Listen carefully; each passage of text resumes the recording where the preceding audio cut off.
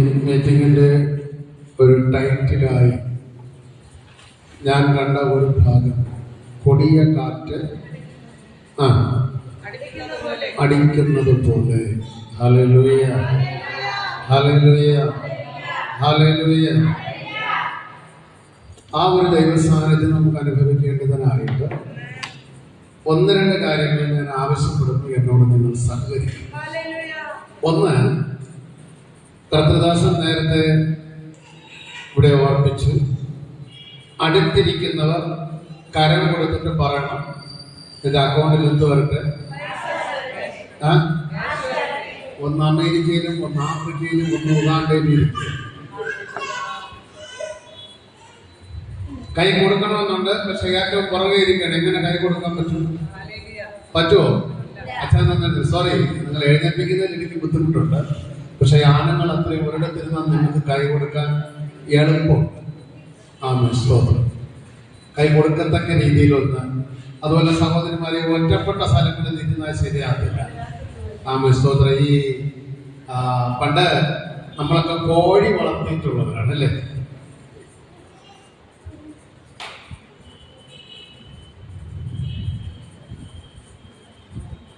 കോഴി വളർത്തിയിട്ടുള്ളവരാണ്. കോഴി കുഞ്ഞ് നമ്മളിത് മുട്ട പൊരുന്നതിന് വെക്കും, അട വെക്കും അല്ലേ?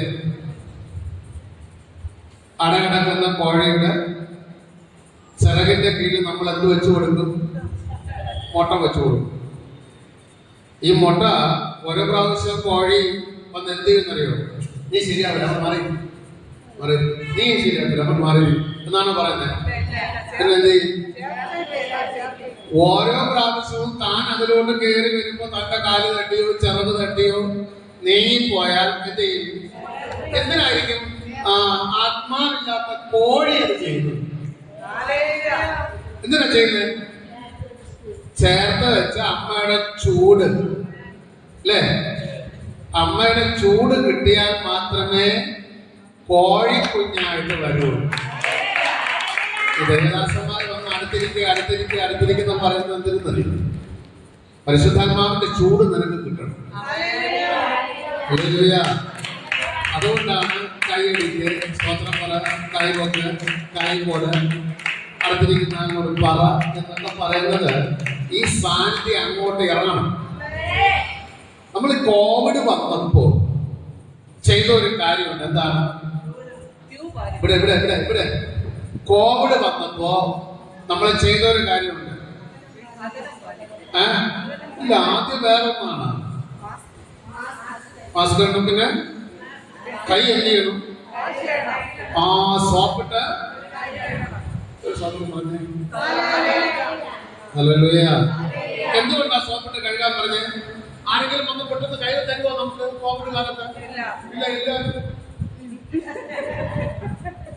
എന്നാന്നറിയോ? എന്തുകൊണ്ടാ ഈ കോവിഡ് കാലത്ത് ആർക്കും കൈ കൊടുക്കാതെ ഹായ് ശുചിച്ചു എന്നൊക്കെ പറഞ്ഞിട്ട് പോയത്?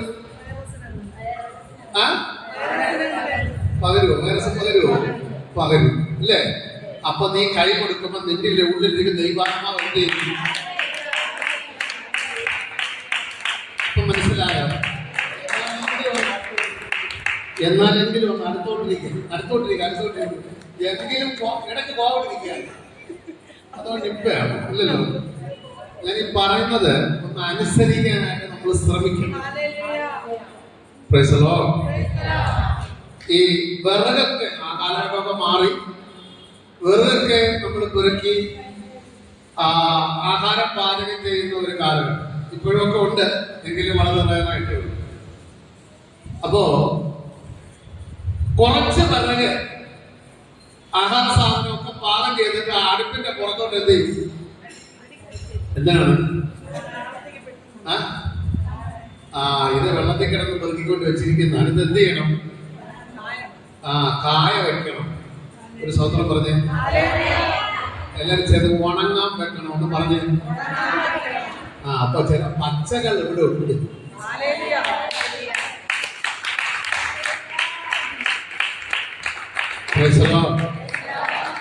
പച്ച ഉണങ്ങണമെങ്കിൽ കായ വയ്ക്കണം, ഉണങ്ങാൻ വെക്കണം. ചിലതൊന്നും പെട്ടെന്ന് ഉണങ്ങുകയില്ല. സ്വതന്ത്രം. പുളി പെട്ടെന്ന് വാങ്ങുമോ? ചില പുളിക്കുച്ചികളും കൂടെ ഉണ്ട്. ഇപ്പൊ നമുക്ക് ഈ ഒരു ഉദാഹരണം കൂടെ ഓർമ്മ വരികയാണ്. ഇന്നാണ് ഈ കാറ്ററിംഗ് ഈവന്റുകളൊക്കെ വന്നത്, അല്ലേ? മണ്ഡപത്തിൽ കല്യാണം, വീട്ടിൽ കല്യാണം പത്തിന് വീട്ടിൽ കല്യാണം കഴിഞ്ഞാൽ കൈ നോക്കി വീട്ടിൽ കല്യാണം. അതൊരു സുഖമാണ്, ഭയങ്കര രസം. എന്റെ കൈ ഒരിക്കൽ എന്റെ കുഞ്ഞിപ്രായത്തിൽ, ഞാൻ എനിക്ക് തോന്നുന്നു 5ാം ക്ലാസ്സിൽ കൊണ്ടാ പഠിക്കുമ്പോ എന്റെ വലിയമ്മയുടെ മോളുടെ കല്യാണത്തിന് വെള്ളം പോലെ ഉപ്പാണ്.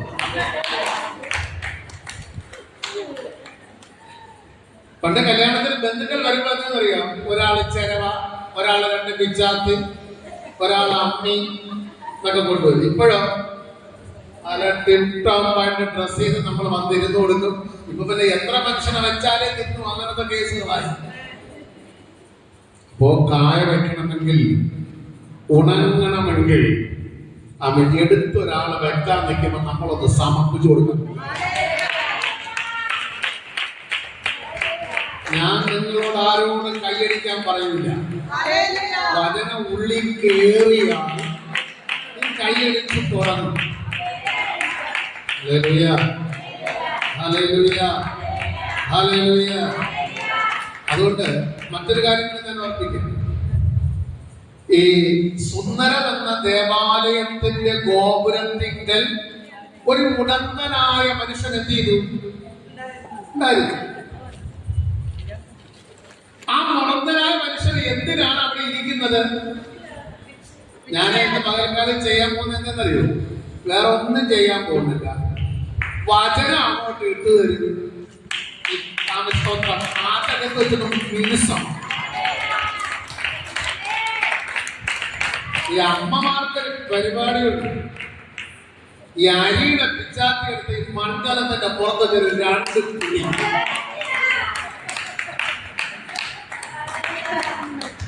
എന്റെ ഭാഷയിൽ പറഞ്ഞ അതോടെ പിച്ചാത്തിയുടെ എല്ലാ രോഗവും പറഞ്ഞ് മനസ്സിലായി.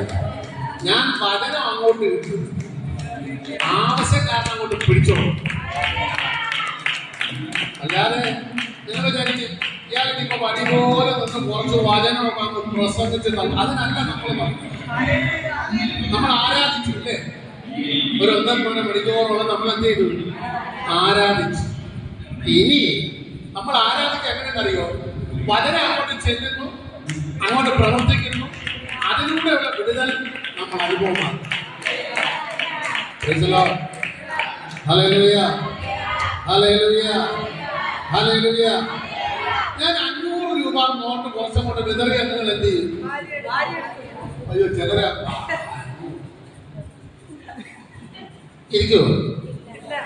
അന്നേരം നിങ്ങൾ അവിടെ ഒന്നും ഇരിക്കില്ല, ഇവിടെ വന്നിരിക്കും. കേവലം പേപ്പറിന് മൂല്യമുണ്ടെന്ന് അറിഞ്ഞാൽ അത് വാങ്ങാൻ ഏറ്റവും മുന്നേ വന്നിരിക്കും. പകൽക്കാലത്തിന്റെ ആത്മാവിന്റെ വിടുതലിന്, എന്റെ ജീവിതത്തിന്റെ അനുഗ്രഹത്തിന്, നമ്മെ നിത്യതയിൽ എത്തിക്കുന്ന ദൈവത്തിന്റെ വചനത്തിന് നമ്മൾ കൊടുക്കുന്ന വില എത്രയാണ്? ഹല്ലേലൂയ. ഞാൻ പറഞ്ഞു എന്ന കാര്യം പറഞ്ഞില്ല. അപ്പൊ കല്യാണത്തിന് ഈ വെറുതൊക്കെ നമ്മള് റെഡിയാക്കി വെക്കും. അപ്പൊ ഒരു വീട്ടില് ഒരപ്പച്ചനും അമ്മച്ചി ഉണ്ടായിരുന്നു. അപ്പൊ കൊച്ചുമോളുടെ കല്യാണം അടുത്തു. കല്യാണത്തിനുള്ള വിറകുകളൊക്കെ സജ്ജമാക്കി വാർപ്പടുപ്പിൽ തീ കത്തിക്കുന്ന ഒരു പരിപാടി, ഇല്ലേ? ഇപ്പോഴും ചില കല്യാണത്തിന് ദേവദാസന്മാരെ വിളിച്ച് ആ മണ്ഡപത്തിലാണെങ്കിൽ മണ്ഡപത്തിൽ ഇതൊന്ന് ആദ്യമായിട്ട് തീ കത്തിച്ച് തുറങ്ങുമ്പോൾ എന്ത് ചെയ്യും? നമ്മള് തിന്നാനും പ്രാർത്ഥിക്കാത്തവരുണ്ട്. ഇവിടെ ഇല്ല, അങ്ങ് എന്റെ നാട്ടില് പാലിവട്ടുണ്ട്. തിന്നാനില്ല പോലും ഒരു സ്വന്തം എത്തിയില്ല. എല്ലാരും പോയ ഒരു സ്വന്തം പറഞ്ഞേ. കാര്യങ്ങളൊക്കെ കഴിഞ്ഞിട്ടല്ല ദേവദാസന്മാരെ കണ്ടത്. കാര്യങ്ങളെല്ലാം കഴിഞ്ഞതിന് ശേഷമല്ല ദേവദാസൻ അറിയിക്കേണ്ടത്. കാര്യങ്ങൾ തുടങ്ങുമ്പോൾ തന്നെ ദൈവദാസനെ ഇന്ന കാര്യം എനിക്കുണ്ട്, ഒന്ന് പ്രാർത്ഥിച്ചു വന്ന് അനുഗ്രഹിക്കും. ഹല്ലേലൂയ. ഒരു 1.5 മാസം മുമ്പ് എൻ്റെ ചർച്ചിലുള്ള ഒരു വിശ്വാസി മകനാണ് എൻ്റെ ചർച്ചിൽ വരുന്നത്. ആ സഹോദരി തൊട്ടടുത്തുള്ളവർ താമസിക്കുന്ന തൊട്ടടുത്തുള്ള ഒരു ചർച്ചിലാണ് പോകുന്നത്. അപ്പൊ ഞങ്ങൾ ചർച്ചിൽ വരുന്ന മകൻ പാസ് വീടിന് കുറ്റി വെക്കുകയാണ്, പാസ്റ്റർ ഒന്ന് പ്രാർത്ഥിക്കാൻ പറയുന്നത്. ഞാൻ അവിടെ ചെന്നു, വീടിന് കുറ്റി വെക്കാനുള്ള. അപ്പൊ ആ അമ്മ പോകുന്ന അടുത്ത ചർച്ചില്, അതായത് തൊട്ടടുത്താണ് അവർക്ക് ചർച്ചുള്ളത്, അവിടെയാണ് അമ്മ പോകുന്ന ചർച്ചില് ദേവദാസൻ വന്നത്. അദ്ദേഹം, ഞാൻ നേരത്തെ ഇരുന്ന ചർച്ചിൽ ഒരു വിശ്വാസിയായിരുന്നു, പിന്നീട് അദ്ദേഹം ദേവദാസനായിരുന്നു. അപ്പൊ ഞാൻ കുറ്റിവെപ്പെല്ലാം കഴിഞ്ഞു. ഞാൻ അമ്മയും മോനെ അടുക്ക വിളിച്ചിട്ട് ഞാൻ എന്നോട് ദൈവാത്മാവ് പറഞ്ഞു, കുറ്റി വെച്ചാൽ നാളെ ഇത് വാനം തോണ്ടിയിരിക്കണം. വാനം തോണ്ടിയാൽ അടുത്ത ദിവസം ഇത് കെട്ടുവരും.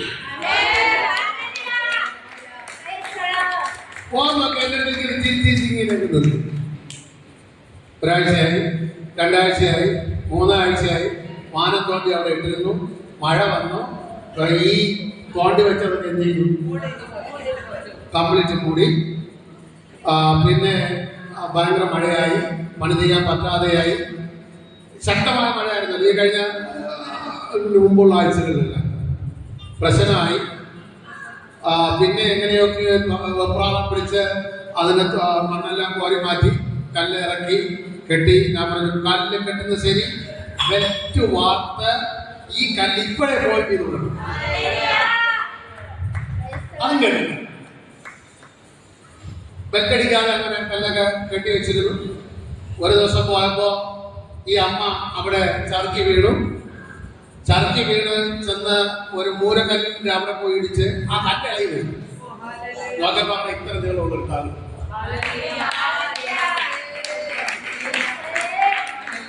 അവിടെ നിന്ന് വിളിച്ചോണ്ട് ഓടി. പിന്നെ പ്രാർത്ഥന വെച്ച് അതിനെ എടുത്ത് കത്തിച്ച് കളഞ്ഞ് പറഞ്ഞ മനസ്സിലായോ? ഒരു കാര്യം ചെയ്യുന്നതിന് മുമ്പ് നമുക്ക് കല്യാണം ആലോചിച്ച് കുറിയാണെങ്കിൽ വെച്ചിട്ടല്ല പാസ്റ്റർ പ്രാർത്ഥിക്കാൻ. പാസ്റ്റർ ഒരു സമ്മതം വന്നിരിക്കുന്നു, ഒന്ന് പ്രാർത്ഥിച്ച് നോക്കുക. അന്നേരം നാട്ടിൽ ഇതൊക്കെ അടിച്ചു കഴിഞ്ഞു, കല്യാണ കുറിയൊക്കെ അടിച്ചു കഴിഞ്ഞു. അങ്ങനെയുള്ളവരാരും ഇല്ല. കള്ളം കപ്പലിൽ തന്നെ ഉണ്ട്.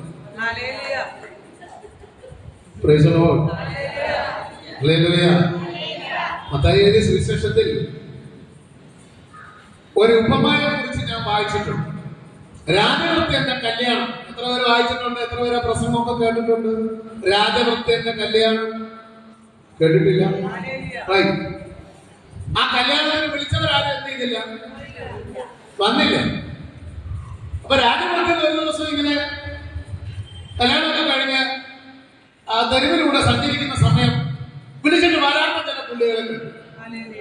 അതിൽ ഒരുത്തനെയും വിളിച്ചു, അങ്ങോട്ടോ എന്തിനാണ് കല്യാണത്തിന് വരുന്നത്? അതെ, ഞാന് ഒരേക്കർ സ്ഥലം മേടിച്ചു, ഞാൻ അത് പരിശോധിക്കാനായിട്ട് പോയിരുന്നു. അച്ഛാ സത്യം പറയണം, വസ്തു വാങ്ങിച്ചിട്ടാണോ പരിശോധിക്കാൻ പോകുന്നത്? ആണോ? വാങ്ങിക്കുന്നതിന് മുമ്പ് നമ്മൾ എന്ത് ചെയ്യും?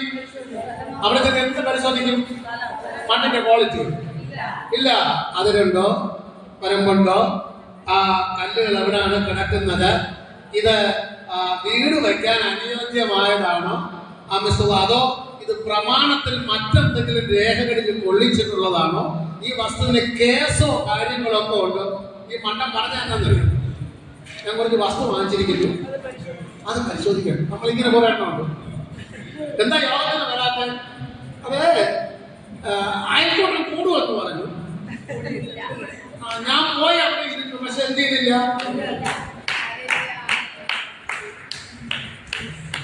വചനം പറയുന്നത് എന്നറിയാം, മുൻപേ അവന്റെ രാജ്യവും നീതിയും അന്വേഷിക്കും, അതോടുകൂടെ ഇതൊക്കെ നിങ്ങൾക്ക് കിട്ടും.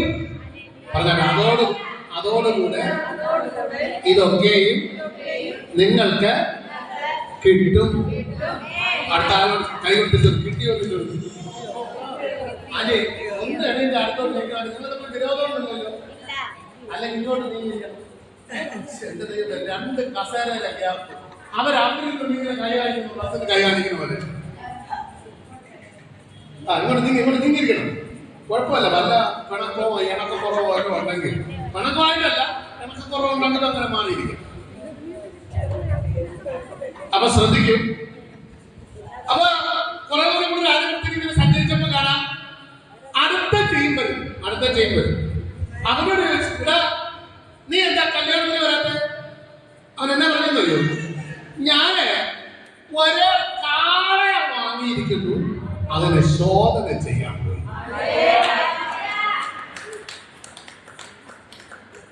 മനസ്സിലായോ? നമ്മള് മീൻ വാങ്ങാൻ പോകുന്ന ആൾക്കാരാണ്.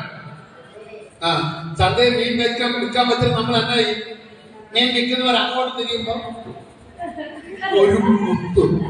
ഇത് പഴുത്തതാണോ പച്ചയാണോ, ഉപയോഗിക്കാൻ കൊള്ളാവുന്നതാണോ, അഴുകിയതാണോ, അല്ലേ? അതിനെ എവിടെയൊക്കെ ഒന്ന് പുതുക്കി നോക്കി നമുക്ക് ഉറപ്പ് വരുത്താൻ പറ്റുമോ അതെല്ലാം നമ്മൾ എന്ത് ചെയ്യും? ഇവൻ പറയുക, ഒരേ കാളെ വാങ്ങിച്ചു, അതിനെ ശോധന ടയറടിച്ച് വാങ്ങാൻ പോയത്. തുണി വാങ്ങാൻ പോയ ടയറും അവിടെ ഉണ്ട്.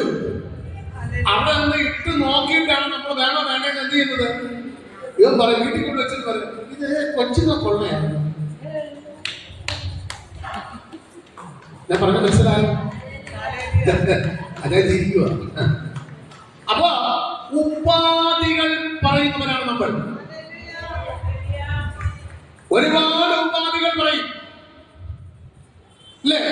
ദൈവസന്നിധിയിൽ വന്ന് നമ്മൾ ഒരുപാട് ഉപാധികൾ പറയും. അതായിരുന്നു കർത്താവ്, ഇതായിരുന്നു, ഞാൻ കള്ളനായിരുന്നു, കള്ളിയായിരുന്നു, സ്വതന്ത്രം പറഞ്ഞു, ഞാൻ കൊടുക്കാന്ന് പറഞ്ഞു, കൊടുക്കാൻ പറ്റിയില്ല, ഇനി തന്ന ഇനിയും തന്നെ കൊടുക്കില്ല. അപ്പൊ വേറൊരു പുള്ളി അവിടെ കഴിഞ്ഞു രാജപുരത്തേക്കും വാരി വാട്ടി ഇങ്ങനെ മുന്നോട്ട് പോവുക. അന്നേരം വേറെ ഒന്നും തരിക. അപ്പൊ അവരോട് ചോദിച്ചു, നീ എന്താണ് കല്യാണത്തിന് വരാത്ത? അതെ, ഞാൻ ഇപ്പോ കല്യാണം കഴിച്ചിരിക്കുന്നു, അതുകൊണ്ട് എനിക്ക് എന്ത് ചെയ്യാൻ പറ്റില്ല. എന്റെ ഭാഷയിൽ പറഞ്ഞ, ഇടാ നിനക്ക് എന്നാ പോകാൻ കുഴപ്പം? തുണി ഇല്ലെന്ന് പറയാൻ ഒക്കും, കാരണം കല്യാണത്തിന് എടുത്ത തുണി ഉണ്ട്. കൊടയില്ലെന്ന് പറയാൻ ഒക്കില്ല, പുത്തൻ കൊട കിട്ടിയിട്ടുണ്ട്. ഇല്ലേ? വേണം വേണ്ടേ? ആണോ? സ്വന്തം പഴയതെന്ന് പറയാൻ പറ്റില്ല, നല്ല കൊട തന്നിട്ടുണ്ട് ദൈവം. ഇവരെന്താ പോകാൻ പറ്റുന്നത് അറിയാം? ഇവളെ കൊണ്ട് അങ്ങോട്ടും പോകാൻ പാടില്ല.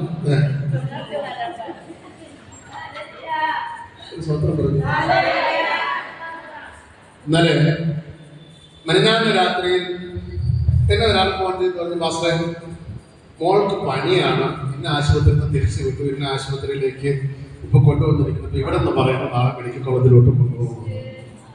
അപ്പൊ ഞാൻ ചോദിച്ചു, ഞാനിപ്പോ തന്നെ എന്നെ വിളിക്കുന്ന രാത്രി 12 മണിയായി. പറഞ്ഞു ഞാൻ അങ്ങോട്ട് വരണമെന്ന് ചോദിച്ചു. കാരണം നമ്മളൊക്കെ എമർജൻസി ഡോക്ടറാണല്ലോ, ഏത് സമയം നമ്മളൊക്കെ തയ്യാറായിരിക്കും. വരണമെന്ന് ചോദിച്ചു. അപ്പൊ പറഞ്ഞു വേണ്ട മാസം പ്രാർത്ഥിച്ചാൽ മതി. ഞാൻ പറഞ്ഞു ആ ഫോൺ കൊച്ചിന്റെ ചെവിയിലോട്ട് വെക്കാൻ പറഞ്ഞു. ഞാൻ ഒന്ന് പ്രാർത്ഥിച്ചിട്ട് ഞാൻ വിശ്രമിച്ച് വെളുപ്പാനാലയങ്ങളിൽ ഞാനൊരു ദർശനം കണ്ടു.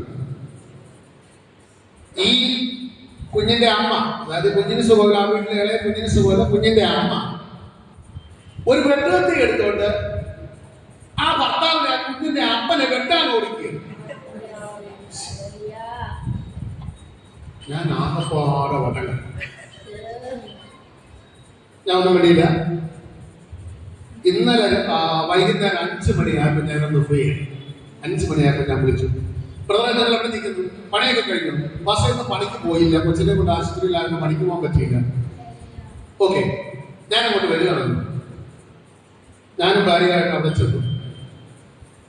ചെന്ന് ഞാൻ ചോദിച്ചു, വെട്ടുകത്തി എവിടെയെന്ന് ചോദിച്ചു. എനിക്ക് വേറെ അപ്പീലൊന്നുമില്ല, കാരണം പറയാനുള്ളത് ഇപ്പൊ ഒരു രോഗി ഡോക്ടർ കണ്ടൊക്കെ ചെല്ലുകയാണ് വാക്സിനെന്ന് പറയും. ഒരു രോഗി ഡോക്ടറിനടുത്ത് പോവാണ് വയറ്റുവേദനയെന്ന് പറയും. ഞാൻ പറയാണ്, ഇത് വേറെ കുഴപ്പമൊന്നുമില്ല, വേറെ ശല്യമാണ്, വേറെക്കുള്ള ഗുളിക വാങ്ങിച്ച് വിഴുങ്ങിയാൽ മതി. പിറ്റേ ദിവസം വന്നു, കുറവില്ല. അങ്ങനെ ഞാൻ എന്താ പറയുന്നത്, സ്കാൻ എടുക്കാൻ പറ്റും. സ്കാൻ എടുത്തപ്പോഴാണ് മനസ്സിലായത് കത്തി അകത്ത് കിടക്കുകയാണ്. പിറ്റേന്ന് ഞാൻ വേഗം ഉള്ളിയോട് കൊണ്ടുപോകും. പിന്നെ എന്ത് പറയും? എന്തായിരിക്കും നിർദ്ദേശിക്കുക? ഓപ്പറേഷൻ. മനസ്സിലായോ? ഓപ്പറേഷന് വന്നവനെ ഗുളിക കൊടുത്ത് വിട്ട ഞാൻ ഇതേപോലെ സമാധാനം പറയണം. ഓപ്പറേഷന് വന്ന നിന്നെ ഓപ്പറേഷന് തന്നെ വിടണം. അതിന്റെ സ്കാനാ ഇപ്പൊ എടുത്തോണ്ടിരിക്കുന്നത്. ഒരു സ്വന്തം പറഞ്ഞു, ഇപ്പൊ സ്വന്തമൊക്കെ പറഞ്ഞു. Hallelujah, hallelujah. ഞാൻ ഒരു സഹോദരി വെട്ടിയെത്തിയൊക്കെ പുള്ളിക്കാർക്ക് ഉടനെ അവനൊന്നു പറഞ്ഞാൽ ഫോൺ ചെയ്തപ്പോ നീ കണ്ണമോഹമൊന്നും ഇങ്ങനെ കറക്കണ്ട. ഞാൻ ഇന്ന് രാവിലെ കണ്ട കേസാണ്. ഞാൻ വേണമെങ്കിൽ ഇപ്പൊ പ്രാർത്ഥന കത്തിന് ഈ പെൺകുട്ടി എവിടെ ഇരിക്കണമെന്ന് പറഞ്ഞുതരാമോ?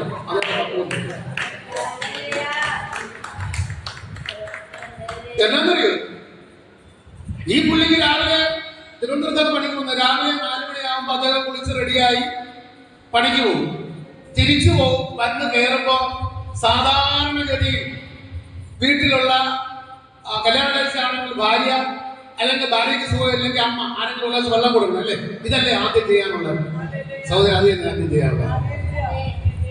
അത് തന്നെ ആദ്യം ചെയ്യാനുള്ളത്. അത് തന്നെ ആദ്യം ചെയ്യാനുള്ളത്. വെള്ളം കൊടുക്കുമോ?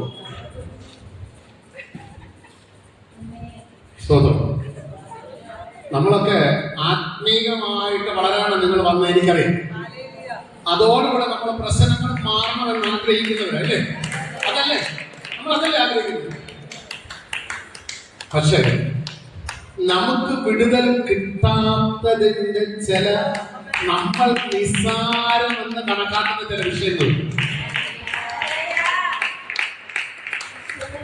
ഞാന് ഒരു സുവിശേഷകൻ മാത്രമല്ല, ഞാൻ ഒരു ഫുഡ് പ്രോസസ്സിംഗ് ചെയ്യുന്ന ഒരാളൂടെ. എന്ന് പറഞ്ഞാൽ നിറത്തിനോ ഗുണത്തിനോ മണത്തിനോ ഒരു കെമിക്കലും ചേർക്കാത്ത ധാന്യങ്ങൾ, ധാന്യപ്പൊടികൾ ഞങ്ങൾ ഉണ്ടായി കൊടുക്കും. ഒന്നിനൊതുക്കി ഒരിക്കൽ ഫുഡ് ആൻഡ് സേഫ്റ്റിക്കാര് ഇൻസ്പെക്ഷനും ഞാൻ എന്ത് കഷ്ടപ്പെട്ട റൂമൊക്കെ ഉണ്ടോ അതിന്റെ അടിയിൽ സീലിംഗ് ചെയ്ത് നല്ല വൃത്തിയായ സ്ഥലത്താണ് ഇത് പാക്ക് ചെയ്യുന്നത്. അവര് ഓരോ വന്ന് ഒരു കവർ സാധനം എടുത്ത് നോക്കി, 2 കവർ സാധനം, 3ാമത്തെ കവർ എടുത്തപ്പോ അതിന്റെ സൈഡിൽ കൂടി ഒരു മുടി ഇരിക്കുന്നത്. എന്നോട് സാറേ ഇത് കണ്ടോ, ശ്രദ്ധിക്കണം. നമ്മൾ നല്ല രീതിയിൽ ചെയ്യുന്നവരാണ് നമ്മൾ അറിയാം. ശ്രദ്ധിക്കണം. നമ്മള് ഇങ്ങനെ പിള്ളേരുടെ ഭാഷയെ പറഞ്ഞാൽ കണ്ണിൽ എണ്ണ ഒഴിച്ചാണ് നോക്കി എല്ലാം. പക്ഷെ നമ്മുടെ ശ്രദ്ധയിൽ എത്തിയില്ല. അത് വന്നില്ല. നന്നായിട്ട് മനസ്സിലാക്കണം. നമ്മൾ ചെയ്ത കൊലപാതകം കൊണ്ടല്ല നമ്മുടെ ജീവിതത്തിൽ ചില വിടുതലുകൾ നടക്കാത്തത്. നമ്മുടെ ജീവിതത്തിൽ ക്രമീകരിക്കേണ്ടതായ ചില കാര്യങ്ങൾ ക്രമീകരിക്കാത്തത് കൊണ്ടാണ് ചില വിഷയങ്ങൾക്ക് മറുപടി ലഭിക്കാത്തത്. ഹല്ലേലൂയ. അപ്പൊ ചിലതിനെ കൊണ്ട് മുമ്പോട്ട് പോകാൻ ഒക്കില്ല. ഈ സഹോദരൻ രാവിലെ പണിക്ക് പോയിട്ട് വന്നപ്പോ പറയാ, വൈകുന്നേരം വന്നപ്പോ എവടോ ഒരുത്തി പറഞ്ഞു കൊടുത്തത്. അവൻ തിരിച്ചു വരുന്ന വഴിക്ക് കുന്നത്തുകാലി പറ്റി ഒരു സ്ത്രീയോട് സംസാരിച്ചുകൊണ്ടിരിക്കും. തീർന്നോ? അപ്പൊ ഇവർക്ക് എന്ത് രോഗമാണ്? കറക്റ്റ്. അപ്പൊ ആദ്യം എന്ത് വേണം സിസ്റ്റർ? ചികിത്സ വേണം. ചികിത്സ.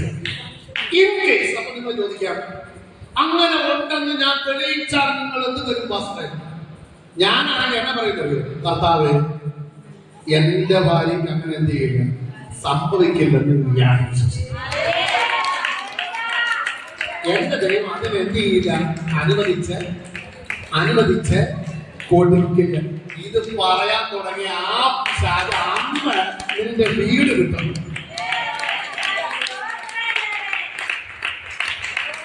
ഒരിക്കലും ചില വർഷങ്ങൾക്ക് മുമ്പ് ഞാൻ മീറ്റിങ്ങിന് പോയിരിക്കുകയാണ്. എനിക്ക് തോന്നുന്നു ഊട്ടിയിൽ എന്തെങ്കിലും മീറ്റിങ്ങിന് പോയിരിക്കും. എല്ലാവരും ശ്രദ്ധിച്ചേ, മീറ്റിങ്ങിന് പോയിരിക്കും. മീറ്റിങ്ങിന് പോയി ഒരു 3 ദിവസം, എനിക്കൊന്ന് ഒരാഴ്ചത്തെ മീറ്റിംഗ് ആണ്. 3 ദിവസം ആയപ്പോ എന്റെ ഭാര്യയുടെ അടുത്ത് ഒരാൾ വന്നു. ഒരു സ്ത്രീ വന്നിട്ട് പറഞ്ഞു, നിങ്ങളെ ഭർത്താവിനെ സൂക്ഷിക്കണം കേട്ടോ, നിങ്ങൾ ഭർത്താവിനെ. അത് എന്ത് ചേച്ചി? മെനഞ്ഞാന്ന് വൈകുന്നേരം ഒരു സ്ത്രീയുമായിട്ട് തിരുവനന്തപുരത്ത് മ്യൂസിയത്തിൽ ഇരിക്കുന്നത്. ഞാൻ എവിടെയാണ് ഇരിക്കുന്നത്? ഊട്ടിയിൽ മീറ്റിംഗിൽ. അപ്പോ ഇത് വന്ന് അവളോട് പറഞ്ഞു, ചേച്ചി അങ്ങനെയല്ല ഇവിടെ സ്ഥലത്തിൽ മീറ്റിംഗിലാണെന്ന് ഇവള് പറഞ്ഞു. അവള് പോയതിനു ശേഷം ഇവർക്കൊരു സംശയം, ചിലപ്പോ കറങ്ങുമല്ലോ നിൽക്കണുണ്ടോ.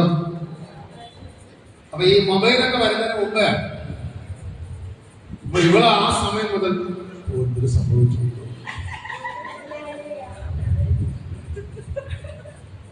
പിന്നെ ഇവർക്ക് തിന്നാൻ തോന്നുന്നില്ല, ആഹാരം വയ്ക്കാൻ തോന്നുന്നില്ല, പിള്ളേരെ നോക്കാൻ തോന്നുന്നില്ല. പിന്നെ ഒരു കാര്യം ചെയ്ത് എന്നാന്നറിയാം,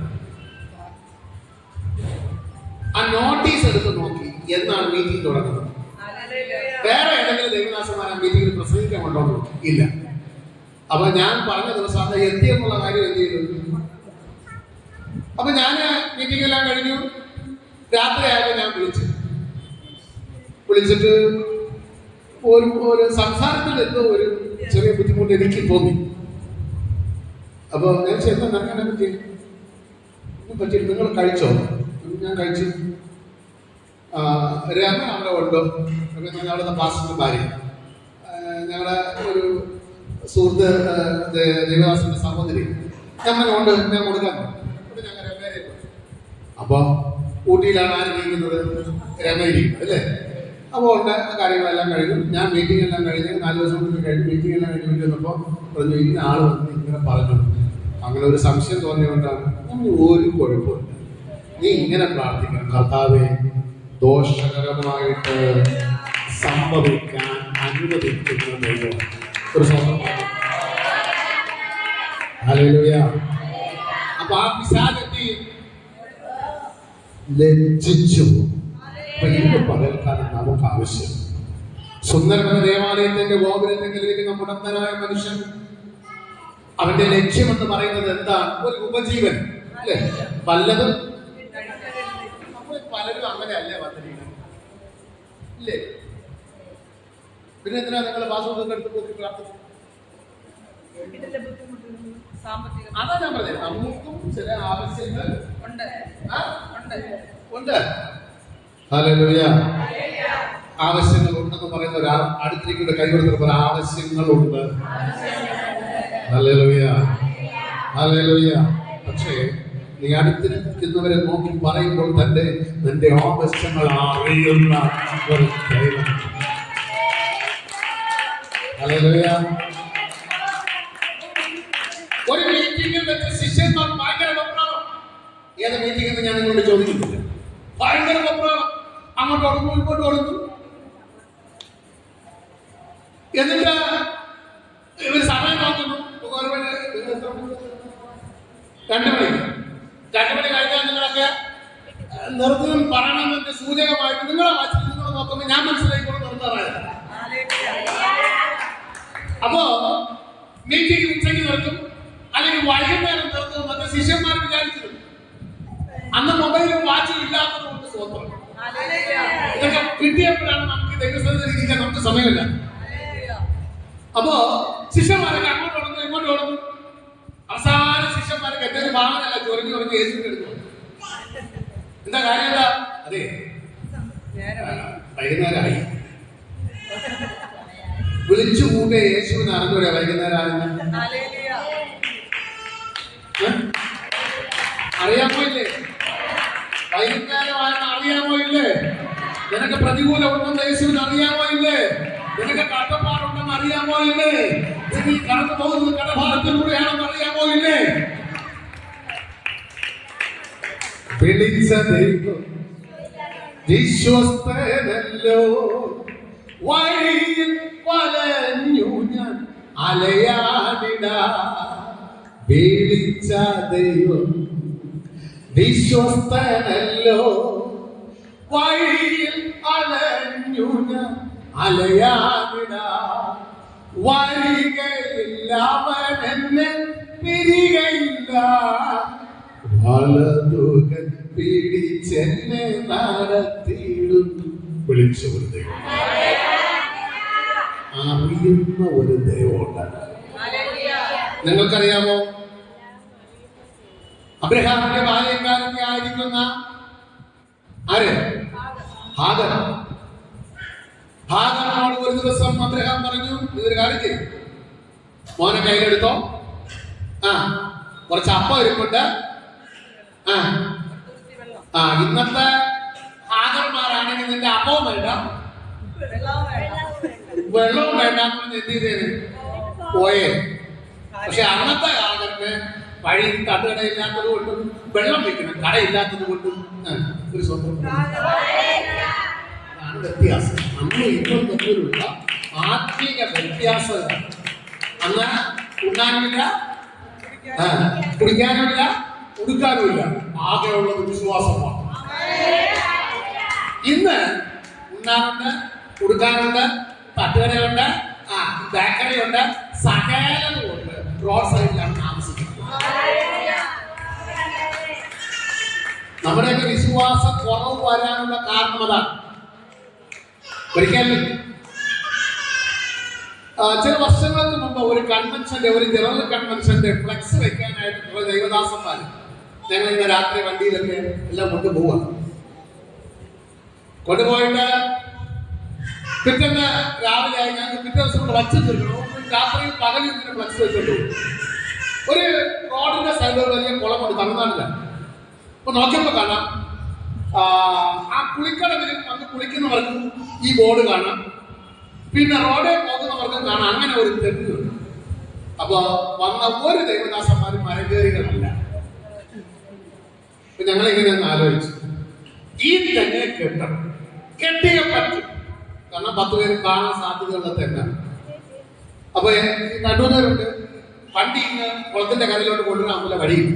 അപ്പൊ കാരണം കുറച്ച് തൊഴിലുറപ്പുകാർ അവിടെ നിന്ന് അവർ പണികൾ ചെയ്യുകയാണ്. കുളത്തിന്റെ സൈഡൊക്കെ ക്ലീൻ ചെയ്യും. ഇവിടെ തൊഴിലുറപ്പുള്ള ഏരിയ അല്ലേ, അപ്പൊ നിങ്ങൾക്ക് മനസ്സിലായി. അപ്പൊ ഞാൻ പറഞ്ഞു, ഒരു കാര്യം ചെയ്യും, ഞാൻ അടിയിൽ നിൽക്കാം, വണ്ണം കുറവുള്ള ഒരു മുകളിലോട്ട് കയറിക്കോളാം. അപ്പോ ഒരാൾ കയറി, അടുത്ത ആളെ കൂടെ കയറി. അപ്പൊ ഞാനിങ്ങനെ അടിയിൽ ഇങ്ങനെ മസിൽ പിടിച്ച് നിൽക്കുക. അപ്പോ ഒരമ്മച്ചി പറയുകയാണ്, അവൻ പോണെങ്കിൽ പോട്ടെന്ന് പറയാം, എനിക്ക് തൊഴിലുറപ്പില്ല, പൈസ ആക്കോണ്ടില്ല.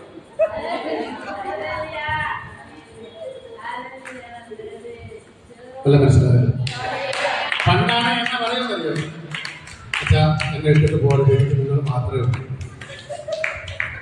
എനിക്ക് ഈ പിള്ളേരെ വളർത്തണം, നിങ്ങൾ എന്നെ ഇട്ടിട്ട് എന്ത് ചെയ്യരുത്.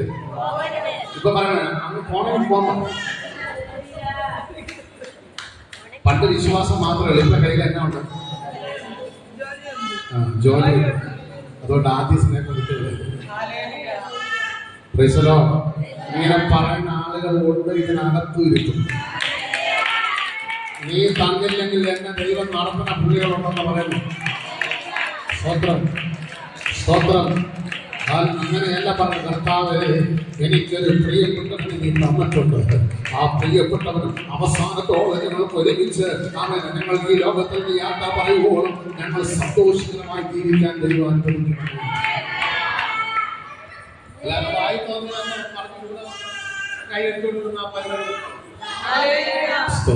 എന്റെ വിഷയത്തിലോട്ട് നമ്മൾ ഇതുവരെയും സബ്ജക്റ്റിലോട്ട് കഴിയില്ല. നമ്മൾ ഒരുക്കി നിൽക്കുക. നമുക്ക് ഒരു വിധ ഭാഗം ചിലപ്പോ ഇപ്പൊ തീർന്നില്ലെങ്കിൽ ഞാൻ വൈകുന്നേരം കൂടി ചേർത്ത ആ ഭാഗം പറയും. ലൂക്കോസിന്റെ സുവിശേഷം 15-ാം അധ്യായം അതിന്റെ 11 മുതലുള്ള വാക്യം. പിന്നെയും അവൻ പറഞ്ഞത്, ഒരു മനുഷ്യന് 2 പുത്രന്മാർ ഉണ്ടായിരുന്നു. അവരുടെ ഇളയവൻ അപ്പനോട്, അപ്പ വസ്തുവിൽ എനിക്ക് വരേണ്ടത്.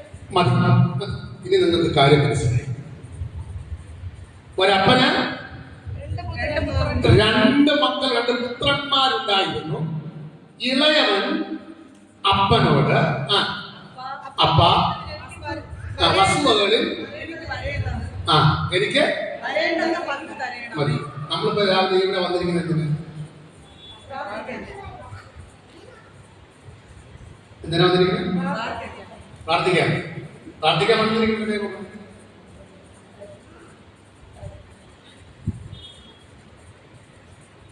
പ്രാർത്ഥിച്ചാൽ മാത്രം മതി എടുക്കണല്ലോ. ആരോ ചുമ്മാ വന്നതല്ല. മനസ്സിലായോ? കാര്യം മനസ്സിലായോ? വെറുതെ വന്നതല്ല. ചിലത് കൊണ്ടേ പോകും. പറഞ്ഞോ, ഞാൻ നന്മ കൊണ്ടേ പോകും. പറഞ്ഞു, ഞാൻ നന്മ കൊണ്ടേ പോകും. ഹല്ലേലൂയ. ഞാൻ അങ്ങനെ പറഞ്ഞിട്ടില്ല, നിന്നെ കൊണ്ടേ പോകും. ഹല്ലേലൂയ.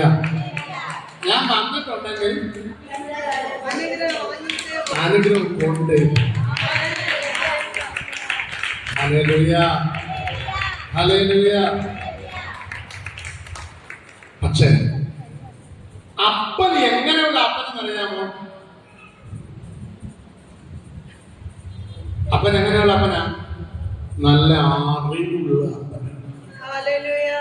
നമ്മൾ ദൈവസന്നിധിയിൽ വന്നിരിക്കുന്നത് ചില നന്മകൾ ചോദിച്ചാണ്, അല്ലേ?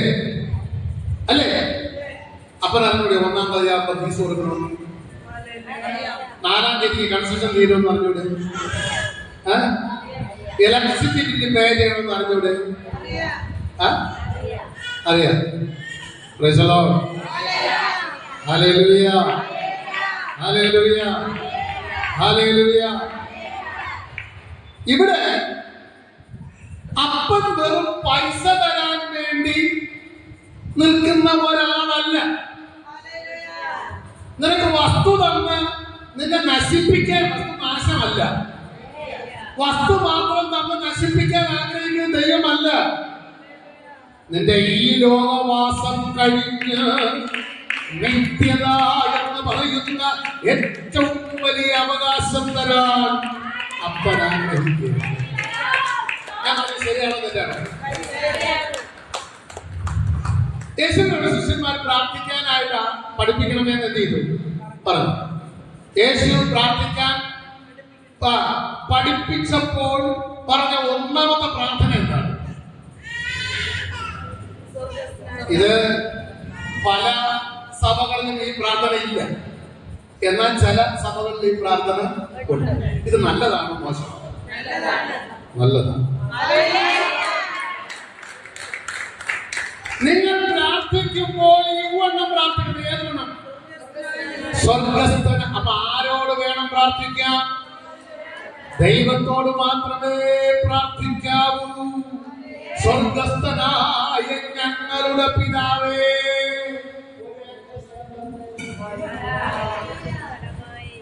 പിന്നെ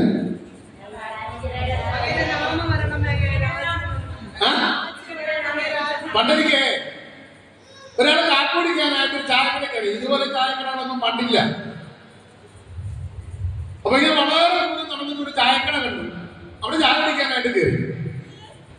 അപ്പോ കഴിക്കാൻ തന്നെയാണ് അവിടുത്തെ സപ്ലൈയോട് ചോദിച്ചത്, ഇവിടെ കഴിക്കാൻ എന്നുണ്ട്? അപ്പം ഉണ്ട്, ഇടിയപ്പുണ്ട്, പുട്ടുണ്ട്, പിന്നെ ഗോതമ്പിലെ ഉറട്ടി, അതൊക്കെയാണല്ലോ പണ്ട് എല്ലാം ഉണ്ട്. അപ്പൊ പുളി വെച്ചു. അതിന് കൂടെ കറി തന്നെ ഉണ്ട്, അത് ഇന്ന സാമ്പാറുണ്ട്, കിഴങ്ങറിയുണ്ട്, ഇതൊക്കെ പറഞ്ഞു. അപ്പോ പുളി വെച്ചു. പുട്ടിന് എന്നാ വില? അതിൽ തരും. ഉറപ്പിന് എന്നാ വില? അതിൽ തരും.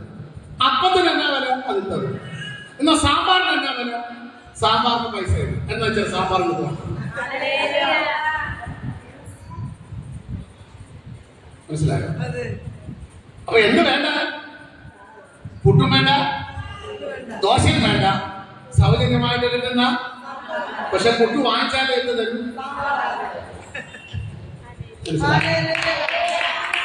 നമുക്ക് എന്ത് ചെയ്താൽ മതി? കടഭാരം വാങ്ങണം, മോന് നല്ല പെണ്ണ് കിട്ടണം, മോക്ക് നല്ല ജോലി. നമുക്ക് എത്ര ഉണ്ടെങ്കിൽ നമ്മൾ പിന്നെ അന്ന് വന്നതാണ്. പിന്നെ വിദ്യാഭ്യാസം ഞാൻ ഒരു കാര്യം പറയാം. ഇവിടെ വന്നിരിക്കുന്ന ഇത്രയും പേർക്ക് ഇന്ന് കാര്യം സാധിക്കും. നാളെ നമ്മൾ യോഗം വെച്ചിട്ട് കാണും. ഇപ്പൊ മനസ്സിലായോ എല്ലാം കിട്ടാത്തതിന്റെ കാരണം എന്നാണ്? ചോദിച്ചത് പലതും കിട്ടാത്തതിന്റെ കാരണം എന്താണെന്ന് മനസ്സിലായോ? ഹല്ലേലൂയ. അപ്പൊ യേശു പഠിപ്പിച്ചത് സ്വർഗസ്ഥനായ ഞങ്ങളുടെ പിതാവേ, നിന്റെ രാജ്യം വരണമേ. അപ്പൊ ഏതാദ്യം കിട്ടണം? ദൈവരാജ്യം. ഇവിടെ ഓടിയതും കൊടുത്തതും പാടിയതും ചാടിയതും ഒന്നുമല്ല. ഏറ്റവും വലിയ വിഷയം നിത്യത, ദൈവരാജ്യം. അടുത്തിരിക്കുന്ന ആളുടെ കൈ കൊടുത്തിട്ട് പറ, ദൈവരാജ്യത്തിൽ പോകണം. Hallelujah, hallelujah.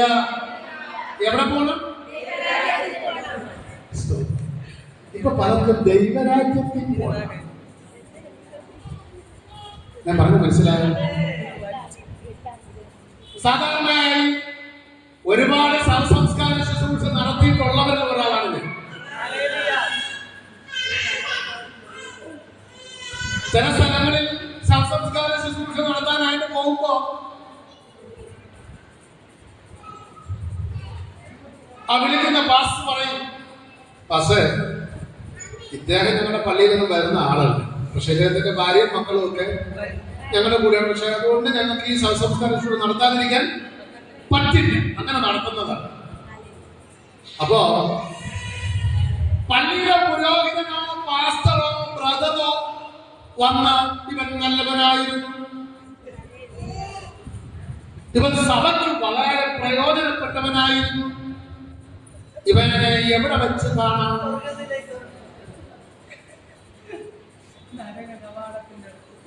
ഞാൻ പറഞ്ഞ മനസ്സിലായോ? എല്ലാം കഴിഞ്ഞ് രക്ഷിക്കപ്പെടാനുള്ള അവസരം കിട്ടിയിട്ടും രക്ഷിക്കപ്പെടാത്ത പാസ്റ്ററെ തന്നെ പറഞ്ഞ് ആരാധനയ്ക്ക് പോകുന്ന ഭാര്യ കിട്ടുന്ന ആര് ഇടയ്ക്കിടയ്ക്ക് അനക്കുന്ന ആ പുള്ളി അച്ഛൻ വന്ന അല്ലെങ്കിൽ പാസ് വന്നിട്ട് വല്ലവനായിരുന്നു ആ മിസ്വത്ര എന്നൊക്കെ പറഞ്ഞാൽ ഈ പുള്ളി എന്ത് ചെയ്യില്ല? സ്വർഗത്തിൽ പോവില്ല. വചനം പറയുന്നു, അവനവൻ ശരീരത്തിൽ ഇരിക്കുമ്പോൾ ചെയ്തത് നല്ലതാകിലും തീയതാകിലും തക്കതമായ പ്രതിഫലം കാണും. ഹല്ലേലൂയ. അടുത്ത നോക്കി പറ, തക്കതായ പ്രതിഫലം കാണും. കൈ കൊടുക്കട്ടെ. ചിലർ പറയാ, നീ വെളിയിറങ്ങി ഇവിടെ വെച്ചത് പറഞ്ഞല്ലേ, വെളിയിൽ കയ്യൊന്നും കാണിച്ചത്. അപ്പൊ ശ്രദ്ധിക്കണമേ. അങ്ങനെ നമ്മളെ ആരും ചോദിക്കണോ വേണ്ടേ? വേണം അല്ലേ? ഞാൻ പറയുന്നു, സാരി വാങ്ങിക്കുമ്പോ ബ്ലൗസ് പീസ് ഫ്രീ കിട്ടുന്നില്ല. ഞാൻ പറഞ്ഞത് ശരിയല്ലേ? അതുകൊണ്ട് കടയിൽ ചെന്ന് അണ്ണാ ആ സാരിയുടെ കൂടെ ഉള്ള ബ്ലൗസ് പീസ് അത് ഫ്രീ അല്ലേ? അതാണ് ഇവിടെ നടക്കാൻ. അപ്പൊ ഫ്രീ ഉള്ളത് കിട്ടണമെങ്കിൽ മൂല്യമുള്ള ഒന്ന് വിലവസ്തുവാണ്.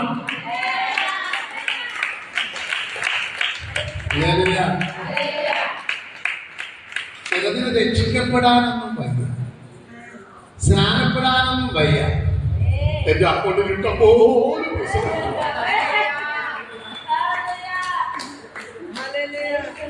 പറഞ്ഞ മനസ്സിലായോ? ഒന്നാമത് ആവശ്യം യേശുവിന് നിന്നെ ആവശ്യം. യേശുവിന് ആരെ ആവശ്യമുണ്ട്? നമ്മെ ആവശ്യമുണ്ടെന്ന്. നാം അറിയപ്പെടുന്നത് എപ്പോഴും അറിയാം. യേശു യെരൂശലേം ദേവാലയത്തിലേക്ക് പോകുന്നതിന് മുമ്പ് ശിഷ്യന്മാർ രണ്ടുപേരെ പറഞ്ഞയച്ചു. നിങ്ങൾക്കെതിരെയുള്ള ഗ്രാമത്തിൽ എന്ത് ചെയ്യണം? ചെല്ലണം. അവിടെ ഒരു കഴുതയെയും അതിന്റെ കുട്ടിയെയും ഇവിടെ ഈ ചേച്ചി പറഞ്ഞത് കഴുതയും കുട്ടിയെയും കെട്ടി. അപ്പൊ കഴുത മാത്രമല്ല കെട്ടിയത്, ആരെയും കൂടെ കെട്ടി? മക്കളെയും കൂടെ കെട്ടി. എന്ന് പറഞ്ഞാൽ കുടുംബമായിട്ടുള്ള ഒരു ബന്ധം.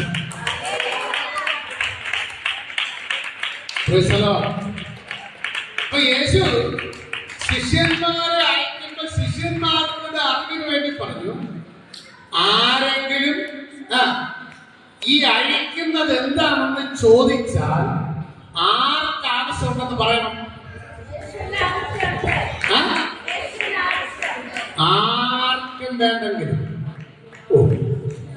നീ ബന്ധിക്കപ്പെട്ട വ്യക്തിയാണെങ്കിലും, നീ തകർക്കപ്പെട്ട വ്യക്തിയാണെങ്കിലും, നീ ഇട്ടുപോയ വ്യക്തിയാണെങ്കിലും, ഇന്ന് മുതൽക്കാലം എന്റെ യേശു അവൻ സ്തോത്രം ശിഷ്യന്മാരെ അയക്കുമ്പോൾ, സൂചിയെ അയക്കുമ്പോൾ, എന്നെ അയക്കുമ്പോൾ, അഭിഷക്തന്മാരെ അയക്കുന്നതിന്റെ ഉദ്ദേശം ഈ തകർക്കപ്പെടുന്നത് കാണാൻ എന്റെ ദൈവം ആഗ്രഹിക്കുന്നില്ല. ഞാൻ ചോദിക്കട്ടെ, യേശു വിചാരിച്ചാൽ രണ്ട് കുതിര അവിടെ കിട്ടത്തില്ല, കിട്ടുമല്ലേ? യേശു വിചാരിച്ചാൽ രണ്ട് ആന അവിടെ കിട്ടത്തില്ല, കിട്ടുമല്ലേ? എന്തിനായി പിണ്ടപ്രാണിയായി കഴുതയെ തന്നെ തിരഞ്ഞെടുത്തെന്നറിയോ? ബന്ധനം ഉള്ളത് ആ കുടുംബത്തിനാണ്. എന്തുകൊണ്ട് ഈ മണ്ഡപത്തിനകത്ത് നിങ്ങളിവിടെ വന്നിരിക്കുന്നെന്നറിയാമോ? ഈ സമൂഹത്തിൽ പലരും ഉണ്ടായിട്ടും ബന്ധിക്കപ്പെട്ടവരിൽ ചിലരാണ് ഇതിനകത്ത് കടന്നു വന്നിരിക്കുന്നത്. Hallelujah, hallelujah, hallelujah. എനിക്ക് ബന്ധനമാണ്, എനിക്ക് പ്രശ്നമാണ്, എനിക്ക് വേദനയാണ്, എനിക്ക് ബുദ്ധിമുട്ടാണ് എന്ന് നീ പറയുമ്പോൾ ഇന്ന് പകൽക്കാലം നീ അറിയാതെ നിന്നെ അറിയുന്ന ഒരു ദൈവമുണ്ട്. ആ ദൈവം ഇതിനകത്ത് വന്നിട്ടുണ്ട്. നീ ബന്ധിക്കപ്പെട്ടിരിക്കുന്നു എന്ന് നിന്റെ അയൽവാസിക്ക് അറിയാൻ കഴിയാതിരിക്കുമ്പോൾ, നിന്റെ ഭർത്താവിന് അറിയാൻ കഴിയാതിരിക്കുമ്പോൾ, നിന്റെ കൂട്ടുകാർക്ക് അറിയാൻ കഴിയാതിരിക്കുമ്പോൾ അത് അറിയുന്ന ഒരു ദൈവമുണ്ട്. Hallelujah, hallelujah. 2000 വർഷത്തിൽ ഞാൻ കൽക്കട്ട ചർച്ച ബോർഡിൽ ഒരു 21 ദിവസം ഉപവാസ പ്രാർത്ഥനയ്ക്ക് എന്നെ വിളിച്ച് അവസാനത്തെ 7 ദിവസം ഞാനാണ്. അപ്പൊ ഞാനും എന്റെ ഭാര്യയും കൂടെ ആദ്യമായിട്ട് കൽക്കട്ടയ്ക്ക് പോകുക. കൽക്കട്ട റെയിൽവേ സ്റ്റേഷനിൽ ഞാനിങ്ങനെ മനസ്സിൽ ദൈവമേ, ഇവിടെ എന്നെ അറിയുന്ന ആരും ഇല്ല. പിന്നെ വല്ല തിന്നാനോ വല്ലോ ആണെങ്കിൽ ചോദിക്കാനുള്ള അത്യാവശ്യം ഹിന്ദി അറിയാമെന്നല്ലാതെ ഒന്നും കൂടുതലായിട്ടാണ്, ഒന്ന് സംസാരിക്കാൻ പോലും ഇവിടെ ആരുമില്ല എന്നൊക്കെ മനസ്സിൽ ചിന്തിച്ച് ട്രെയിൻ കൊണ്ട് നിർത്തി ഞാനും എന്റെ ഭാര്യയുമായിട്ട് എന്റെ പെട്ടി കൊടുത്തോണ്ട് ഇറങ്ങിയപ്പോൾ കാണാം അടുത്ത ട്രാക്കിൽ കിടക്കുന്ന ട്രെയിൻ ഇരിക്കുന്ന ഒരാൾ കേസരി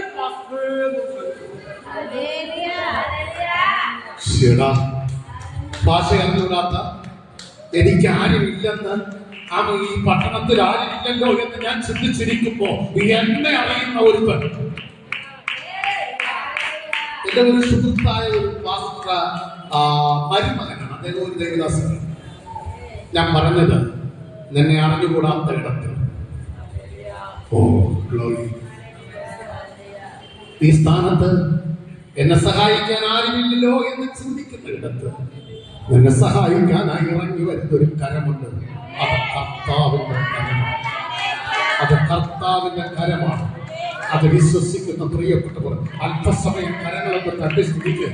എന്നെ അറിയുന്ന ദൈവം, എന്റെ വേദനകൾ അറിയുന്ന ദൈവം, എന്റെ പ്രശ്നങ്ങൾ അറിയുന്ന ദൈവം, എന്റെ കണ്ണുനീരെ കാണുന്ന ദൈവം, എന്റെ പ്രതികൂല അവസ്ഥകളെ മനസ്സിലാക്കുന്ന ദൈവം, ആ ദൈവം ഇന്ന് പകൽക്കാലം ഇതിനകത്ത് ഇറങ്ങി വന്നിട്ടുണ്ട്. ഹല്ലേലൂയ. കരങ്ങളെ തട്ടി സ്തുതിക്ക്, കരങ്ങളെ തട്ടി സ്തുതിക്ക്. എന്നെ അറിയുന്നൊരു ദൈവമുണ്ട്, എന്നെ അറിയുന്നൊരു ദൈവമുണ്ട്. ഞാൻ പലർക്കും എന്നെ പലർക്കും അറിയത്തില്ലെങ്കിലും എന്നെ അറിയുന്നൊരു ദൈവമുണ്ട്. ഹല്ലേലൂയ.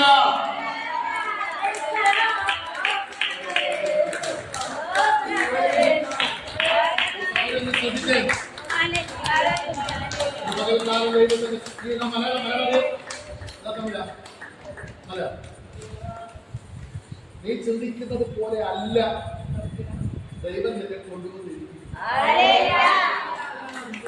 നിന്റെ ഉള്ളത്തിനകത്ത് പ്രതിസന്ധിയുടെ തിരമാലകൾ തത്സമയവും ശക്തമായി നോക്കിയാൽ നീ ജീവിച്ചിരിക്കുന്ന ദൈവത്തിന് പ്രതികൂലങ്ങൾ നോക്കിയ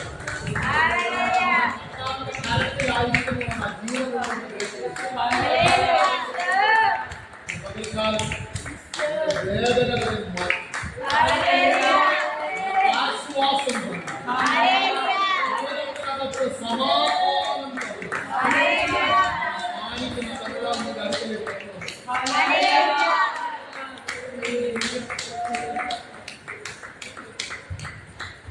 Praise the Lord. Praise the Lord. നമ്മൾ ആരാധിക്കുന്ന ദൈവം എന്നെ അറിഞ്ഞൂടാത്ത ദൈവം. എന്നെ നന്ന അറിയുന്നവൻ ഒരിക്കൽ കൂടെ എന്നെ നന്ന അറിയുന്നവൻ യേശു. ഹല്ലേലൂയ. സമയമില്ലാത്തതുകൊണ്ട് ഞാൻ ആ ഭാഗം അവിടെ ഇങ്ങനെ നിർത്തുന്നത്. അപ്പോൾ നമ്മുടെ കർത്താവ് എങ്ങനെയുള്ള ദൈവമാണ്? എങ്ങനെയുള്ള ദൈവമാണ്? നമ്മളെ അറിയുന്ന ദൈവമാണ്.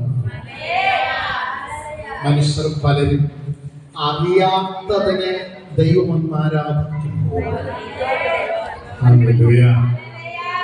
നമ്മെ അവൻ അറിയുന്ന ഒരു ദൈവത്തെ ആരാധിക്കാനുള്ള ഭാഗ്യം കിട്ടിയ നമ്മൾ അനുഗ്രഹിക്കപ്പെട്ടു. Hallelujah, hallelujah. അപ്പൊ നമ്മൾ ഇവിടെ വന്നത് എന്തിനാ വന്നത്? അനുഗ്രഹം പ്രാപിക്കാൻ അല്ലേ? അതോ ഫ്രീ ആയിട്ട് നിന്ന് മാത്രം മതിയോ? സാമ്പാർ മാത്രം മതിയോ? സാമ്പാർ മാത്രം കിട്ടുമോ? ഇല്ല. ബ്ലൗസ് പീസ് മാത്രം കിട്ടുമോ? ഇല്ല. പിന്നെ മൂല്യമുള്ള ഒന്നിനെ നമ്മൾ എന്ത് ചെയ്യണം? വാങ്ങണം. എത്ര പേർക്ക് മനസ്സിലായി? ക്രിസ്തുവിനെ ഉള്ളത്തിലേക്ക് കൊണ്ടുപോകാൻ ഒരു വ്യക്തിക്ക് യേശുവിനെ ഉള്ളത്തിലേക്ക് സ്വീകരിക്കാൻ എത്ര രൂപയുടെ ചെലവുണ്ട്? ഒരു ചെലവില്ലേ? ഒരു ചെലവില്ല. അതെന്താ ചെയ്യേണ്ടി? പോരാ, അത് പോരാ. ഒന്നാമത്തെ പടി അതൊന്നുമല്ല. എവിടെ പോയാൽ ഈശ്വരൻ കിട്ടും? അത്രയും പറഞ്ഞ് എനിക്ക് മനസ്സിലാക്കി തന്നത് നിങ്ങൾക്ക് അപ്പോഴാണ് പോവാം. അങ്ങനെയല്ലോ. എന്റെ ഉള്ളത്തിലേക്ക് യേശുവിനെ കൊണ്ടുപോകുമ്പോൾ ഞാൻ എന്ത് ചെയ്യണം? എങ്ങനെ പഠനത്തിൽ ഭാഗിയായ സ്ഥിതിക്ക് യേശുവിനെ കിട്ടും. ക്രൂശിൽ കിടന്ന കള്ളന് കിട്ടിയിട്ടു. എന്നെ മാനസാന്തരപ്പെട്ട് സ്നാനപ്പെടാനൊക്കെ പോയോ പുള്ളി?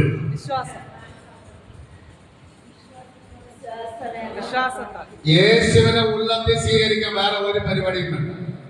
യേശുവേ, ഞാൻ അങ്ങയുടെ മകനായി അല്ലെങ്കിൽ മകളായി തീരാൻ എപ്പോ വിശ്വാസത്തോടു കൂടെ അത് പറയുമോ അപ്പോൾ മുതൽ യേശു നിന്റെ ഉള്ളത്തിലേക്ക് വരും. അപ്പൊ നമുക്ക് കാണാൻ പറ്റും യേശുവിന്റെ ഉള്ളത്തിൽ വന്ന നാളിൽ എന്തു മാറ്റം വന്നു എന്നിൽ. അപ്പൊ യേശു ഉള്ളത്തിൽ വന്നാൽ എന്ത് വരും വച്ചാ? മാറ്റം വരും. എല്ലാവരും ഓർമ്മ പറഞ്ഞ മാറ്റം വരും. മാറ്റം വന്നോ? ചോദിക്കട്ടാ, ചോദിക്കട്ടാ, മാറ്റം വന്നോ? ഇവിടെ പിന്നെ ദേഷ്യപ്പെട്ടോ? ഇടയ്ക്കിടയ്ക്ക് മെരങ്ങൾ ചട്ടുകളൊക്കെ പോകണോ?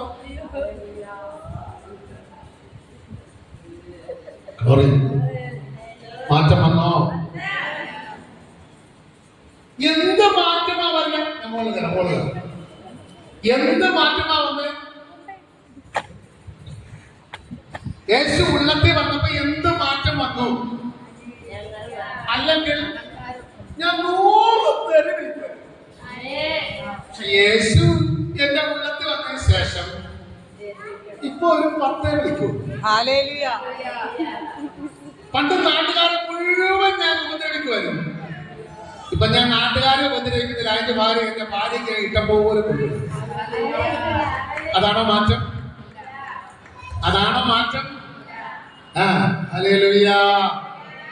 ആ മാറ്റമല്ല എന്റെ കർത്താവ് ആഗ്രഹിക്കുന്നത്. ഒരുവൻ ക്രിസ്തുവിലായാൽ അവൻ പുതിയ സൃഷ്ടി. ഹല്ലേലൂയ. അവൻ പിന്നെ പറയത്തില്ല ഇങ്ങനെയാണെങ്കിൽ ഞാൻ ചാവും കേട്ടോ എന്നെന്തില്ല. അങ്ങനെ പറഞ്ഞാൽ അവന്റെ ഉള്ളത്തിൽ ആരില്ല? ആരില്ല? യേശു ഇല്ല. അല്ല, യേശു ഉള്ള ഒരുത്തൻ അത് പറയത്തില്ല, അങ്ങനെ ചിന്തിക്കത്തില്ല.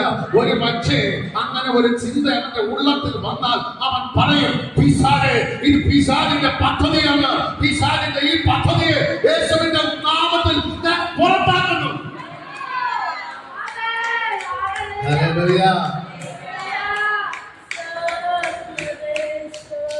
Hallelujah, hallelujah, hallelujah. അപ്പൊ നമ്മൾ ചിന്തിച്ചു വരുന്നത്, ഒരപ്പന് 2 മക്കളുണ്ടായിരുന്നു. അതിനാരാ വന്ന അവകാശം ചോദിച്ച്? ഇളയ മകൻ. ഈ ഇളയ മകന് സാധാരണയായി നമ്മുടെ ഒക്കെ വീട്ടിൽ കുറച്ച് കൂടുതൽ സ്വാതന്ത്ര്യം കൊടുക്കും അല്ലേ? നാടൻ ഭാഷ പറഞ്ഞാൽ അവൻ ഏത് കുട്ടിയാ? കടക്ക് അല്ലേ? പറഞ്ഞാൽ കടയിൽ പോകാൻ പറ്റിയ കുട്ടി ഇവനാണ് അല്ലേ? ഇളയവനാണ്. അപ്പോ മൂത്തവൻ എന്തെങ്കിലും തെറ്റ് ചെയ്ത അടി കൊടുത്തില്ല, ഇളയവൻ എന്തെങ്കിലും തെറ്റ് ചെയ്ത അടി കൊടുത്തില്ലെങ്കിൽ മൂത്തവൻ എന്ത് ചെയ്യും? അതായത് മൂത്തവൻ എന്തായിരിക്കും? എന്നെ മാത്രം ഇങ്ങനെയൊക്കെ എന്ത് ചെയ്യുന്നു?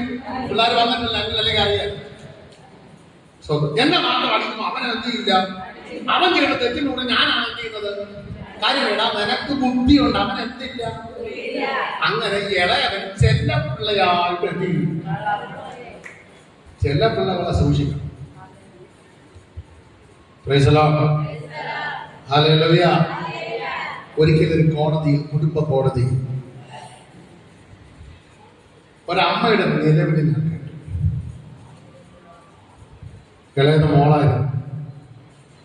അവളെ അമ്മയും അപ്പനും കൂടെ വയൽ തൂക്കി കെട്ടി എന്ന് പറഞ്ഞാൽ തൂമ്പാ പണിക്കാരൻ. അമ്മ ചട്ടി കഴുകാൻ പോകുവാനും അപ്പൻ പറമ്പുകൾ കിളയ്ക്കാൻ പോകുന്ന കിട്ടൊരു പൈസ കൊണ്ട് മെഡിസിന് പഠിപ്പിച്ചു. ഇവര് ക്രൈസ്തവ കുടുംബമായിരുന്നു. വീട്ടുകാരറിയാതെ ഒരു അക്രൈസ്തവനുമായിട്ട് ഈ കുട്ടി ഇറങ്ങിപ്പോയി. കോടതിയിൽ കേസായി.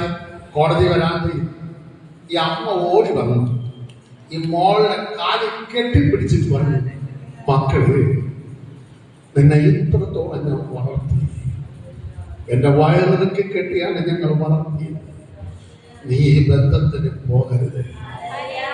അന്നേരം ആ കുട്ടി പറഞ്ഞു, എനിക്ക് 18 വയസ്സ് കഴിഞ്ഞു, ഇനി എങ്ങനെ ജീവിക്കണമെന്ന് എനിക്കറിയാം. ആ കുട്ടി വന്നില്ല.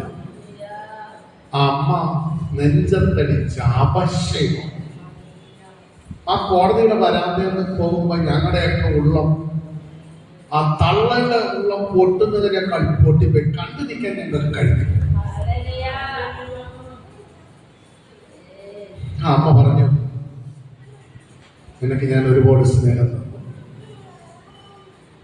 ഒരുപാട് കാര്യങ്ങൾ നിനക്ക് ഞാൻ ഇളച്ചത്, അതിനെല്ലാം നീ തന്ന ഒരു പരിണിത ഫലമാണിത്. ആ ബന്ധം കൂടുതൽ പോയില്ല. 6 മാസമായപ്പോ ആ കുട്ടി ആത്മഹത്യ. അമ്മ കാര്യം പിടിച്ച് പറഞ്ഞിട്ട് പോലും ആ പൈതലെത്തിയിട്ടില്ല, കേട്ടില്ല. ഇതൊന്നും പറയാനല്ല ഞാൻ പറഞ്ഞത്. ഇളയ കുട്ടിക്ക് ഒരുപാട് സ്വാതന്ത്ര്യം. പക്ഷേ യഹൂദന്മാരുടെ ഇടയിൽ ഈ ഇളയ കുട്ടിയെ സംബന്ധിച്ചിടത്തോളം ഒരിക്കലും ഒരപ്പനോടോ അമ്മയോടോ,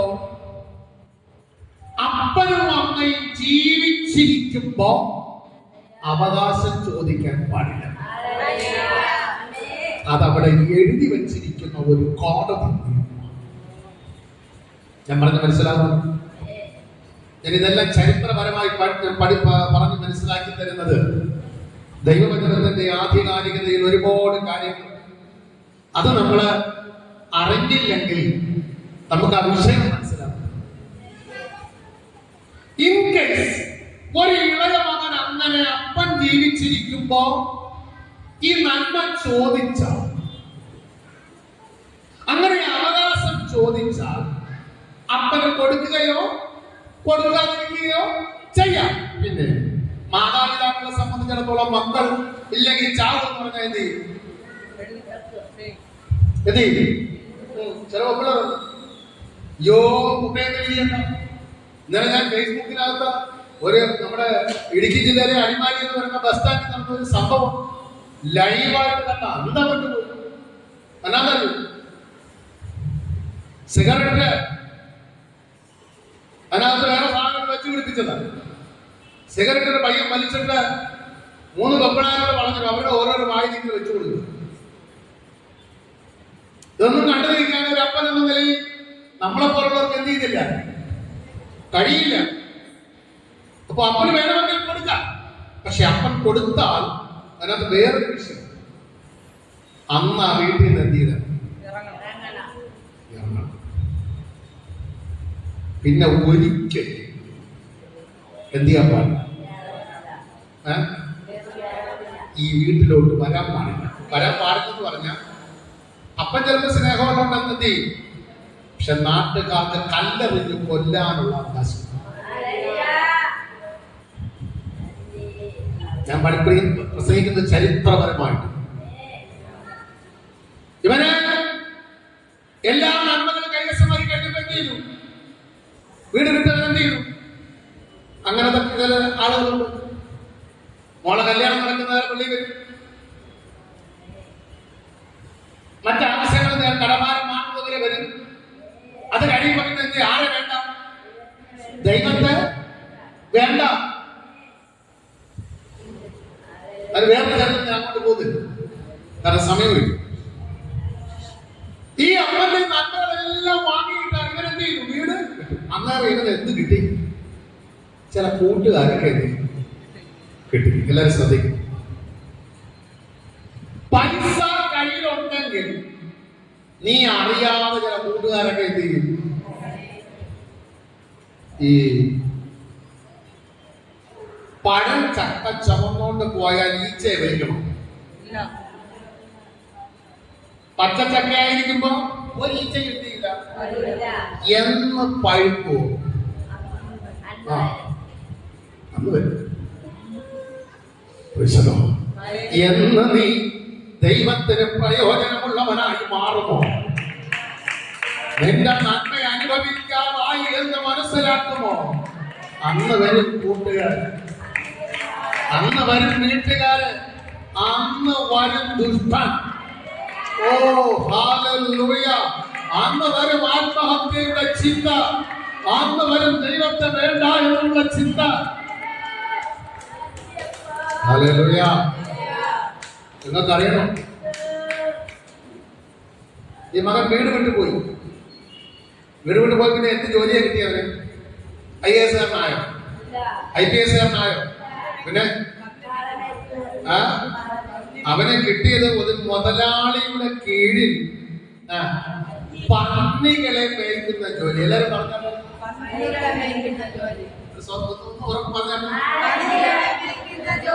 നിങ്ങളെ ഈ പറയുന്ന സംസാരത്തിലേ എനിക്ക് മനസ്സിലായി പന്നി ഇഷ്ടമുള്ളതാണ്.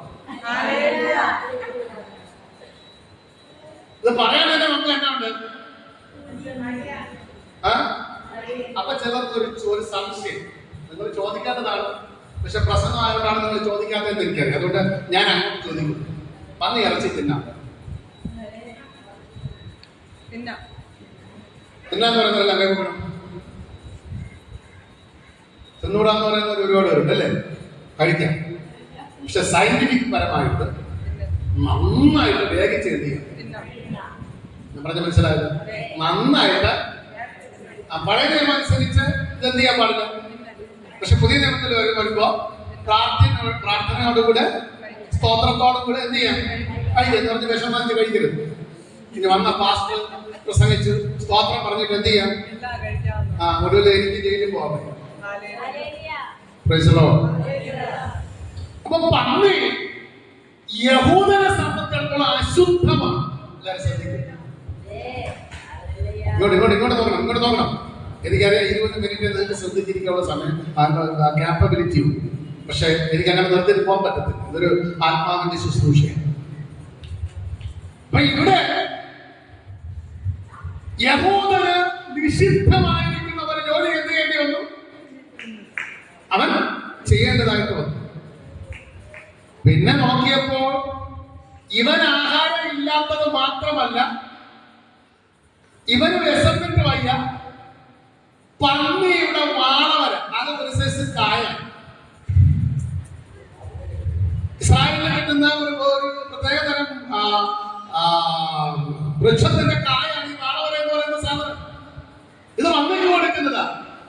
ഇതുപോലും അവന് തിന്നാൻ കിട്ടാതെയാണ്. പന്നിയുടെ വാളവര അവൻ തിന്നാൻ വേണ്ടി എന്ത് ചെയ്തു? ആഗ്രഹിച്ചു, പക്ഷെ അവൻ എന്ത് ചെയ്തില്ല, കിട്ടിയില്ല. അപ്പൊ ഇവന്റെ ജീവിതം ആരെപ്പോലെയായി? രാവിലെ ആയിട്ട് നമ്മളെ പാലും ഷർട്ടൊക്കെ എടുത്തിട്ട് അല്ല സ്പ്രേ ഒക്കെ അടിച്ച് വരുമോ? ഇല്ല. കുറെ കഴിയുമ്പോൾ ആരെപ്പോലെ ആവും അവൻ?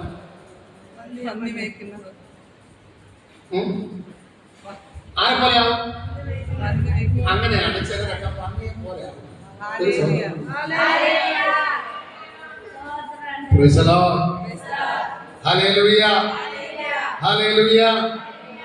ഇപ്പോൾ ഈ മനുഷ്യനെ സംബന്ധിച്ചിടത്തോളം അത് കിട്ടാതെ വന്നപ്പോൾ, ഞാൻ ആ ഭാഗം വായിച്ചപ്പോൾ അവന് സുബോധം വന്നു.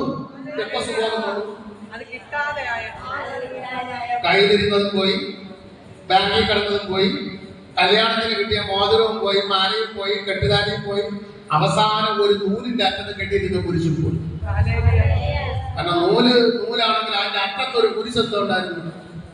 അതെങ്കിലും അമ്മ ഇതെങ്കിലും ഈ നൂട്ടൻ ഇട്ടിരിക്കുമല്ലോ. സംഭവം അതും കൂടെ എന്ത് ചെയ്തു? എടുത്തോണ്ട് എല്ലാം തകർന്ന് ജീവിതത്തിൽ ഇനി മുമ്പോട്ട് പോകാൻ കഴിയാത്ത അവസ്ഥ വന്നപ്പോ അവൻ എന്ത് വന്നു? സുബോധം. എന്നിട്ട് അവൻ എന്താ തീരുമാനിച്ചത്? അപ്പോൾ സുബോധം വന്നിട്ട് അവൻ എഴുന്നേറ്റ, അപ്പ ഞാൻ സ്വർഗത്തോടും നിന്നോടും. അപ്പൊ ഒന്നാമത് പാപം ചെയ്ത ആരോടാണ്? സ്വന്തം അപ്പനോടല്ല. ഇന്ന് പകൽക്കാലം ഒരു ദൂത് മനസ്സിലാക്കിക്കോ. നീ തെറ്റിയത് പാസ്റ്ററോടല്ല, നീ തെറ്റിയത് സഭയോടല്ല, നീ തെറ്റിയത് നിന്റെ പ്രിയപ്പെട്ടവരോടല്ല. ഒന്നാമത്തെ തെറ്റിയത് ദൈവത്തോടാണ്. അപ്പൊ ആരോട് ക്ഷമ ചോദിക്കണം? ദൈവത്തോട് ക്ഷമ ചോദിക്കണം. അവൻ ദൈവത്തോട് ക്ഷമ ചോദിച്ചു. എന്നിട്ട് ഇവൻ എങ്ങോട്ട് പോയി? അപ്പന്റെ അടുക്കൽ പോയി. അപ്പൻ ഈ സമയം എന്ത് ചെയ്തു? ഞാൻ പറഞ്ഞു വിടുക, ആ ഭാഗം നിങ്ങൾക്ക് അറിയാമോ? അപ്പൻ ഈ സമയം എന്ത് ചെയ്തു? അപ്പൻ പുറത്ത് നിൽക്കുകയായിരുന്നു. അപ്പൻ ഓടി അവിടെ ദൂരെ നിന്ന് ആരെ കണ്ടു? മോനെ കണ്ടു. എന്തിനായിരിക്കും അപ്പൻ ഓടിയത്?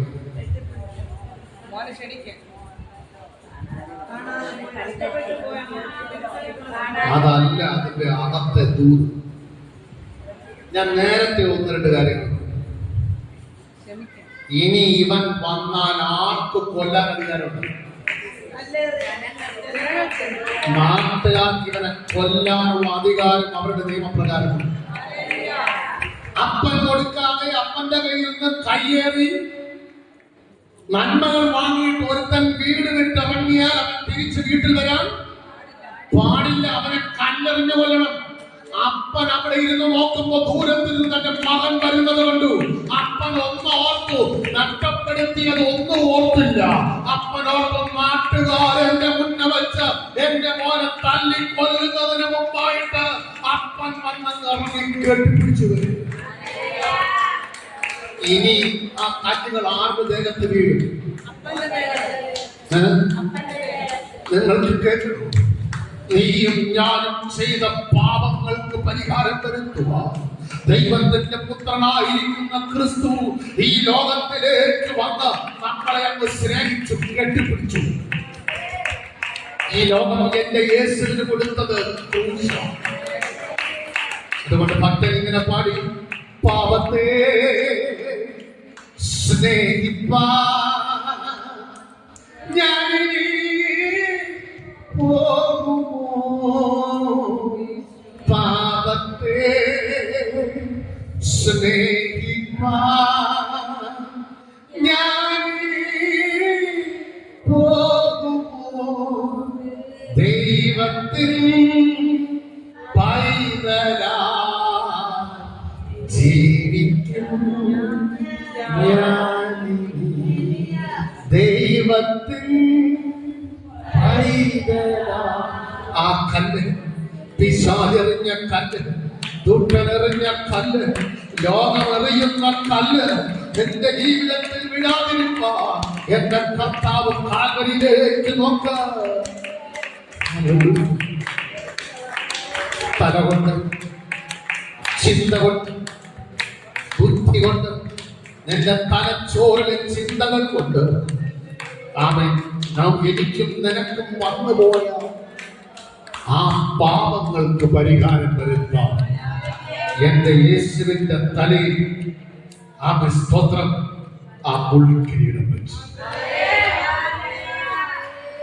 ആ മുൾക്കിരീടത്തിലേക്ക് നോക്കിയാൽ ആ തലയോട്ടി ആമേൻ സ്തോത്രം ഊർന്നിറങ്ങുന്ന രക്തങ്ങൾ എന്റെയും നിന്റെയും പാപങ്ങൾക്ക് പരിഹാരം. ആ കൈകളിലേക്ക് നോക്ക്. ഇരു ദിവസങ്ങളിലും കൈകൾ വിരിച്ച് ആ ക്രൂശിൽ ആ സ്തോത്രം ഇരു കരങ്ങളിലും ആടുകൾ അടിക്കുമ്പോ കൈകണ്ട് ചെയ്തു പോയ പാപങ്ങൾക്ക് പരിഹാരം.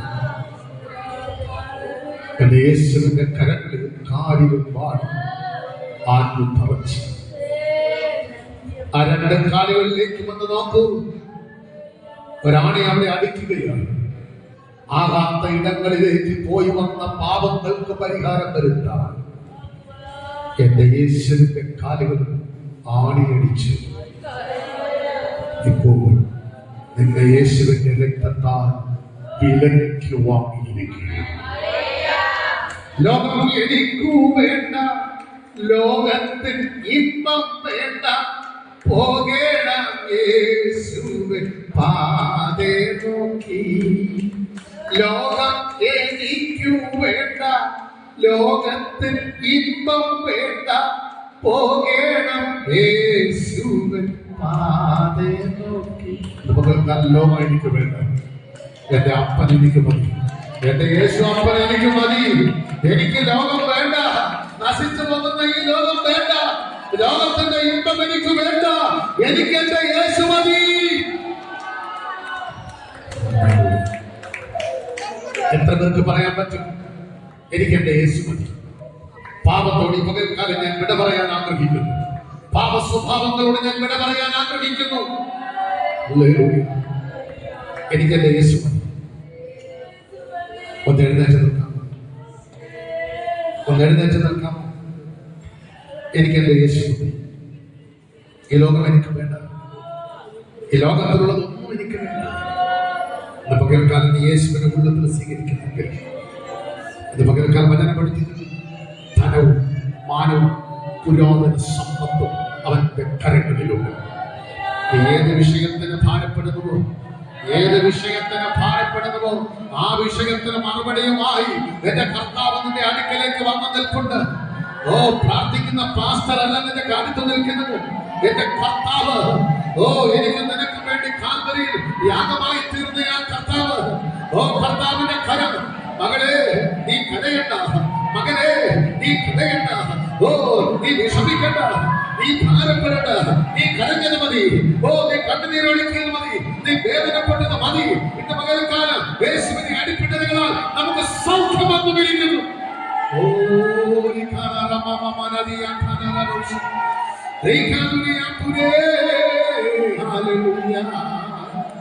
ആരും മൗനമായിരിക്കണം. അവൻ ശബ്ദമുയർത്തി, ശബ്ദമുയർത്തി, ശബ്ദമുയർത്തി കർത്താവിന്റെ അരികിലേക്ക് വന്നു നിൽക്കുക. ഹല്ലേലൂയ. എന്റെ അടുത്ത് നിൽക്കുവാൻ യേശുവിന്റെ എല്ലാവരും കഴിഞ്ഞു. ഹല്ലേലൂയ. ഒരു കൂടത്തിനെ പോലെ ഒരു സഹായകനായി എല്ലാവരും കൈവിട്ട സ്ഥാനത്ത് മെഡിക്കൽ സയൻസ് നിന്നെ കൈവിട്ടിരിക്കുകയാണോ? മരുന്ന് നിന്നെ കൈവിട്ടിരിക്കുകയാണോ? നന്മകൾ നിന്നെ കൈവിട്ടിരിക്കുകയാണോ? അനുഗ്രഹങ്ങൾ നിന്നെ കൈവിട്ടിരിക്കുകയാണോ? നീ തകർന്നു പോയിരിക്കുകയാണോ? നീ ലജ്ജിച്ചു പോയിരിക്കുകയാണോ? ഇന്ന് പകൽക്കാലം നിന്നെ സഹായിക്കാനായി എന്റെ യേശു നീ വരുന്നത് കണ്ടിട്ട് എന്റെ മകനെ എന്ന് വിളിച്ചുകൊണ്ട് നിന്നെ ആലിംഗനം ചെയ്യുവാൻ ഇന്ന് പകൽക്കാലം എന്റെ കർത്താവിന്റെ അടുക്കൽ നിൽക്കുന്നു. പകൽക്കാലം എന്റെ കർത്താവ് പറയുന്നു, ആ കാൽവരി കുരിശിൽ യാഗമായി തീർന്ന യേശുവിനെ ചിലർ ദർശിക്കാൻ പോകുകയാണ്. ആ യേശുവിന്റെ ദർശനം ചിലർ കാണുവാൻ പോകുകയാണ്. ആ സ്തോത്രം ആ കൈകളിലൂടെയും ആ വിലാപ്പുറത്തിലൂടെയും ആ സ്തോത്രം ആ തലയോട്ടിയുടെ പുറത്തുകൂടെയും ഒഴുകി വരുന്ന രക്തത്താലും വിടുതൽ എന്തെന്ന് മനസ്സിലാക്കി തരുവാൻ എന്റെ കർത്താവിനെ നീ ദർശിക്കാൻ പോവുകയാണ്.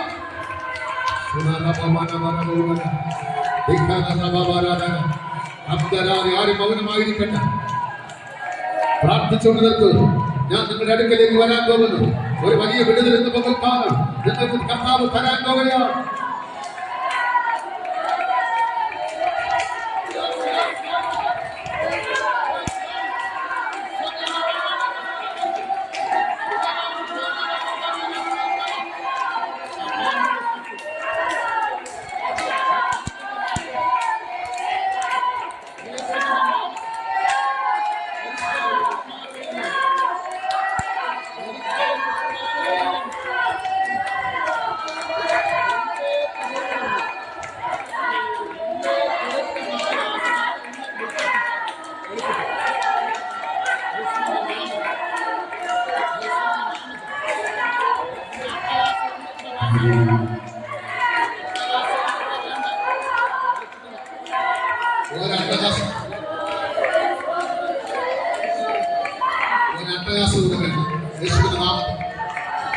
യേശുവിന്റെ നാമത്തിൽ എല്ലാവരും പ്രാർത്ഥിച്ചുകൊണ്ടിരിക്കും.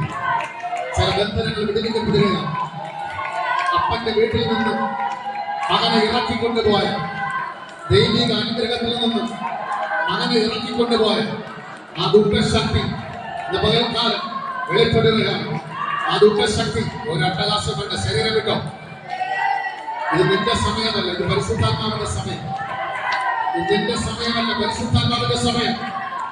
ഇത് നിന്റെ സമയമല്ല, പരിശുദ്ധാത്മാവിന്റെ സമയം. Get out.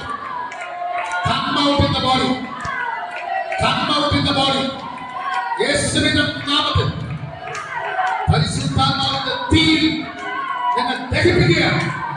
യെസ്, യേശുവിന്റെ നാമത്തിൽ എല്ലാവരും പ്രാർത്ഥിച്ചുകൊണ്ടിരിക്കുക. ചില വിടുതലുകൾ നടക്കുന്നു, ചില ബന്ധനങ്ങൾ അഴിയുന്നു, ചില രോഗശക്തികൾ അഴിയുന്നു, ചില രോഗശക്തികൾ അഴിയുന്നു, ചില പൈശാചിക ശക്തി യേശുവിന്റെ നാമത്തിൽ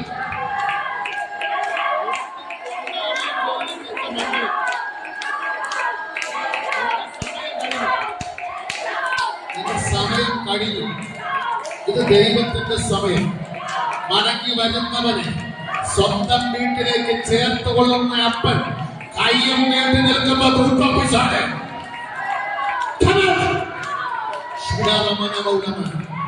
യേശുവിന്റെ നാമത്തിൽ എന്തൊക്കെ രോഗം ഈ ശരീരത്തിലുണ്ട്, എന്തൊക്കെ രോഗം ഈ ശരീരത്തിലുണ്ട് എല്ലാവരും ഇവിടെ വയറ്റിന് അസ്വസ്ഥത, തലയ്ക്ക് വേദന, കമ്പി അടിച്ച് കയറ്റുന്നത് പോലെ ഈ ശരീരത്തെ ബന്ധിച്ച് വച്ചിരിക്കുന്ന ദുഃഖം പിശാച്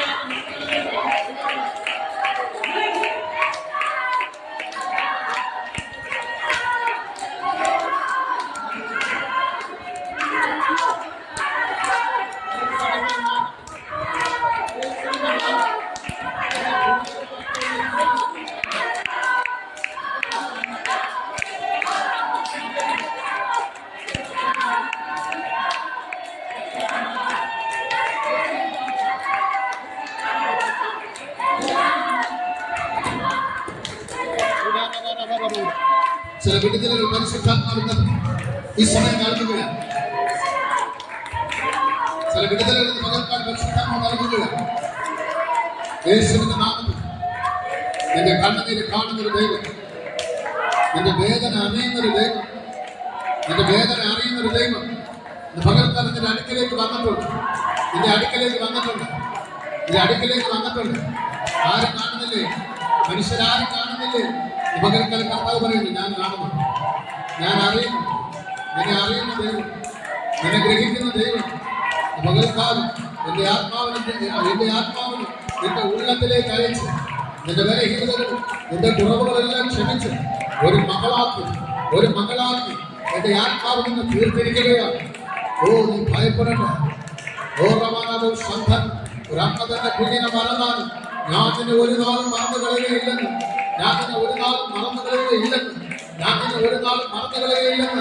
ആത്മാവിന്റെ പകൽക്കാലത്തിനോട് ആലോചന പറയും.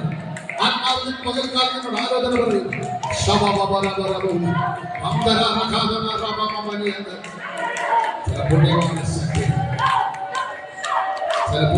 ശക്തികൾ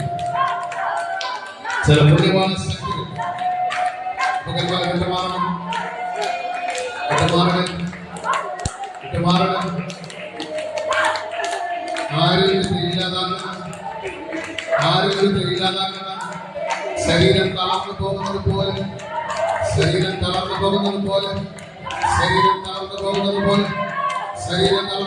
പോലെ ഈ ശരീരത്തിൽ ആവാസം ചെയ്യുന്ന ബന്ധനങ്ങള്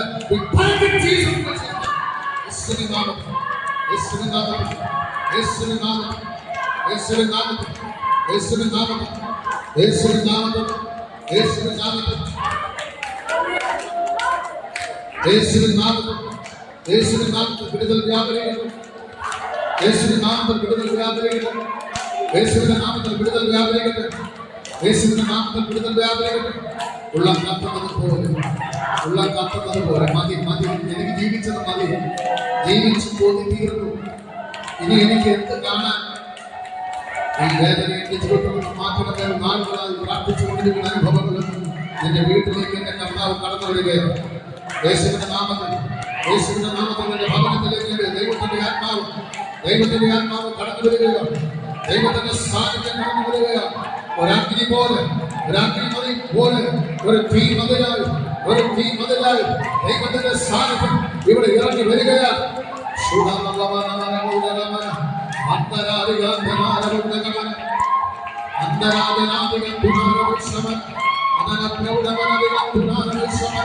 എല്ലാ നാമത്തിലും മേലായ യേശുവിന്റെ നാമം എന്ന് പകൽക്കാലത്തിനകത്ത് ഉയർത്തപ്പെടുവാൻ തക്കവണ്ണം ആത്മാവ് ചലിക്കുന്നതിനായി സ്തോത്രം. Hallelujah, hallelujah, hallelujah, hallelujah, hallelujah. എല്ലാ കാര്യങ്ങളും ഉയർത്തിപ്പിടിച്ച എല്ലാ കാര്യങ്ങളും ഉയർത്തി ശാന്തമായ മനസ്സിന് മാത്രം ദൈവമായിട്ട്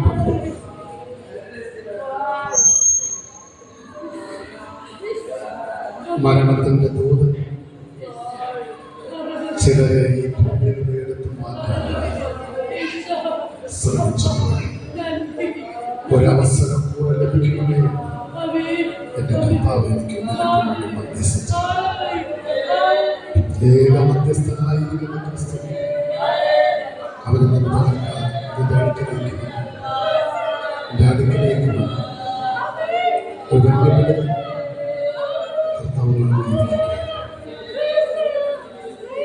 കരങ്ങളെ താഴ്ത്തി ഞാൻ എന്റെ കർത്താവിനെ കണ്ടു. എനിക്ക് ആ സാന്നിധ്യം അനുഭവിക്കാൻ കഴിഞ്ഞു. ദൈവം എന്നോട് വചനത്തിലൂടെ സംസാരിച്ചു. എന്റെ കുറവുകളെ ചൂണ്ടിക്കാണിച്ചു. ഞാൻ തകർന്നു പോയവനായിരുന്നു കർത്താവിനെ തൊട്ടുന്ന പകൽക്കാലം ആ ദൈവസാന്നിധ്യത്തിന് അനുഭവിക്കാൻ കഴിഞ്ഞു എന്ന് പറയുമ്പോൾ എല്ലാവരും ഇരുന്നാൽ എനിക്ക് ദൈവസാന്നിധ്യം അനുഭവിക്കാനായിട്ട് കഴിഞ്ഞെന്ന് പറയുന്നത് മാത്രം കാര്യങ്ങളുണ്ട്. Hallelujah, hallelujah, hallelujah, hallelujah. ആ അപ്പൻ തന്റെ ഇരിപ്പിടം വിട്ട് മകനെ ദൂരെ വെച്ച് കണ്ടു. ഇരിപ്പിടം വിട്ട് മകൻ ചെയ്ത സകല തെറ്റുകളും അപ്പൻ മറന്നു. സ്തോത്രം, സ്തോത്രം. കർത്താവ് എന്നോട് ഒരു കാര്യം പറയാൻ പറഞ്ഞു. എല്ലാവരും ശ്രദ്ധിച്ച് കേട്ട് എല്ലാവരും കണ്ണു തുറന്ന് ഒരു കാര്യം പറയാം എന്നോട് പറയും. 5 പേര് അങ്ങനെ തീരുമാനം. ഞാൻ തെറ്റുകാരിയാണ്, ഞാൻ തെറ്റുകാരിയാണ്, എനിക്കിനി ദൈവത്തിലേക്ക് വരാൻ കഴിയില്ല എന്ന് പിശാച് ഉള്ളത്തിൽ മന്ത്രിക്കും. പാപിനിയായിരിക്കുന്ന സ്ത്രീയെ യേശു നോക്കിയിട്ട് നീ ചത്തുപോകും, നരകത്തിൽ പോകും എന്നല്ല പറഞ്ഞു. പിന്നെ എന്താ പറഞ്ഞു? ഇനി പാപം ചെയ്യരുത്, നീ തെറ്റുകാരി എന്ന് പല പ്രാവശ്യം പിശാച് വ്യക്തികളിലൂടെ പറയിച്ചു. മനസ്സിലാകുന്നു? അത് അമ്മായി പറയാം, മരുമകൾ പറയാം, ഭർത്താവ് പറയാം, അപ്പൻ പറയാം, അമ്മ പറയാം, അല്ലേ നീ അങ്ങനെ തന്നെ അറിയും. പക്ഷെ കർത്താവ് തന്റെ സ്വന്തം രക്തം കൊണ്ട് നിന്നെ ശുദ്ധീകരിച്ചു. ഹല്ലേലൂയ. ഇനി നീ ആരല്ല, പാപിയല്ല. യേശുവിന്റെ രക്തത്താൽ എന്ത് നൽകിയിരിക്കുന്നു? ശുദ്ധീകരണം നൽകിയിരിക്കുന്നു. ഇനി ആ ചിന്ത വന്നിട്ട് എനിക്ക് മരിക്കണം, തകരണം ഒരിക്കലും അമ്മായി അമ്മ പിടിച്ചു നിർത്തി ചീത്ത വിളിച്ചാൽ എന്ന് പറയും, നിനക്ക് വച്ചിട്ടുണ്ട് എന്ന് പറയും. കർത്താവ് മാറുന്നു. കർത്താവ് എന്റെ അമ്മായി അമ്മ ഒരു നല്ല കർത്താവ് അമ്മായിയമ്മ തുറന്നല്ല, അമ്മായിയമ്മയുടെ സ്വഭാവം മാറ്റി തന്നിരിക്കുകയാണ്. മരുമകളെ തുറന്നല്ല, അവളെ ഒരു നല്ല മനസ്സുണ്ടാക്കി. ക്രൂസിന്റെ കടൻ എന്നാ പറഞ്ഞു? എന്നാ പറഞ്ഞു? നീ രാജ്യത്തെ പ്രാവശ്യം എന്നെ കൂടെ ഓർത്തുള്ളൂ. യേശു എന്താ പറഞ്ഞു? എന്നോട് കൂടെ സകല തെറ്റുകളും ഒരു സെക്കൻഡ് കൊണ്ട് എന്റെ കർത്താവ് മാറ്റി. ഹല്ലേലൂയ. പിശാചിന്റെ നമ്മെ തകർക്കാനുള്ള ഒരു തന്ത്രം എന്നറിയോ? യേശു 40 ദിവസം ഉപവസിച്ചു. നമുക്കറിയാലോ യേശു ചെയ്ത് 40 ദിവസം. നമ്മളാണ് 40 ദിവസം ഉപവസിക്കുമ്പോൾ നമുക്ക് എന്നാ പോകും? യാഥാർത്ഥ കാര്യങ്ങളൊക്കെ എന്താ വെച്ചാ ശരിയായി അല്ലേ? എന്റെ പ്രശ്നങ്ങളൊക്കെ ആവേശം യേശുവിനെ എതിരാക്കാൻ വന്ന ആരാന്നറിയോ? പിശാചാണ്. ഒരൊറ്റ വാക്ക് എനിക്ക് ആ പദം കേൾക്കുമ്പോൾ തന്നെ പിശാചിന്റെ ഏറ്റവും വലിയ കുതന്ത്രം മനസ്സിലാവും. ഇംഗ്ലീഷ് ബാങ്കിൽ ഇഫ് എങ്കിൽ നീ ദൈവപുത്രൻ, നീ ദൈവപുത്രൻ എങ്കിൽ. നമ്മളെ കണ്ടുകൾ പറയും, ഒരു പ്രാർത്ഥനക്കാരി വന്നിരിക്കുന്നു, നീ പ്രാർത്ഥനക്കാരി എങ്കിൽ നീ എനിക്ക് വേണ്ടി പ്രാർത്ഥിക്കും. നീ പ്രാർത്ഥനക്കാരി എങ്കിൽ എന്റെ പ്രാർത്ഥന ലോകത്തെ പ്രാർത്ഥിച്ചെത്തി മാറ്റി എങ്കിൽ. ശരിക്കും പറഞ്ഞാൽ അന്നേരം യേശു എന്ത് ചെയ്യണം? ഞാൻ ദൈവപുത്രനാണ്, നീ എന്ത് ചെയ്യണം? തെളിയിക്കേണ്ട ബാധ്യത യേശുവിന് ഉണ്ട്. ഇനി അങ്ങനെ തെളിയിച്ചാൽ പിശാച് എന്ത് പറയും? ഞാൻ പറഞ്ഞതുപോലെ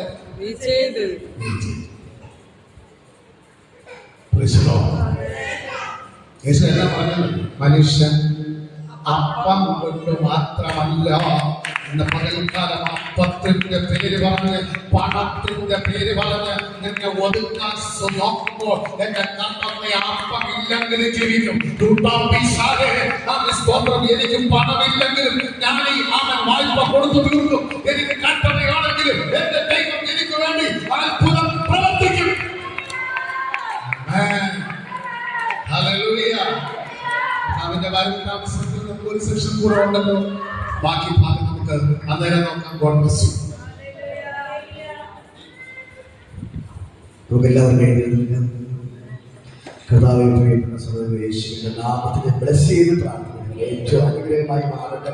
കർത്താവേ പ്രിയപ്പെട്ട അഭിഷേകത്തിന് കരങ്ങളെടുത്ത് ഉപയോഗിച്ചതിനാൽ നന്ദി. എല്ലാവരും ഞാൻ അനുഗ്രഹിച്ച് പ്രാർത്ഥിക്കുന്നു. കർത്താവ് ഇന്നത്തെ പതിന ധ്യാനം കർത്താവ് മാറിയതിനെ നന്ദി. കർത്താവിനോട് അപേക്ഷയോട് സംസാരിച്ചതിനെ നന്ദി. ഒരു ജീവിതത്തിൽ എല്ലാ പ്രശ്നങ്ങൾക്ക് നന്ദി മറുപടി കൊടുത്തതിനെ നന്ദി. തിരിച്ച് വീട്ടിലെത്തുമ്പോൾ തന്നെ ഒരു അത്ഭുതങ്ങൾ കാണട്ടെ. ഇറങ്ങുമ്പോൾ തന്നെ ഒരു അത്ഭുതങ്ങൾ കാണട്ടെ. യേശുവിന്റെ നാമത്തിൽ ബ്ലെസ് ചെയ്ത് പ്രാർത്ഥിക്കുന്നു. ഈ ഹാളുവിന്റെ പുറത്തിറങ്ങുമ്പോൾ തന്നെ ഇവർ അത്ഭുതങ്ങൾ കാണട്ടെ. എല്ലാവരും ഞാൻ അനുഗ്രഹിച്ച് പ്രാർത്ഥിക്കുന്നു. ഇവർ അനുഗ്രഹമായി മാറട്ടെ, ഇവർ അത്ഭുതമായി മാറട്ടെ, ഇവരുടെ എല്ലാ പ്രശ്നങ്ങളും ഇവർ വിട്ടുമാറട്ടെ. ഇവർ ലോകം അറിയപ്പെടുന്ന ശക്തരായ വേലക്കാരാക്കിയിട്ട് യേശുവിന്റെ നാമത്തിൽ ഞാൻ അവരെ അനുഗ്രഹിച്ച് പ്രാർത്ഥിക്കുന്നു. കർത്താവിന്റെ നാമത്തിൽ ഞാൻ അവരെ അനുഗ്രഹിക്കുന്നു. കർത്താവ് ചെയ്തതിനെ നന്ദി. യേശുവിൻ നാമത്തിൽ പിതാവേ, ആമേൻ.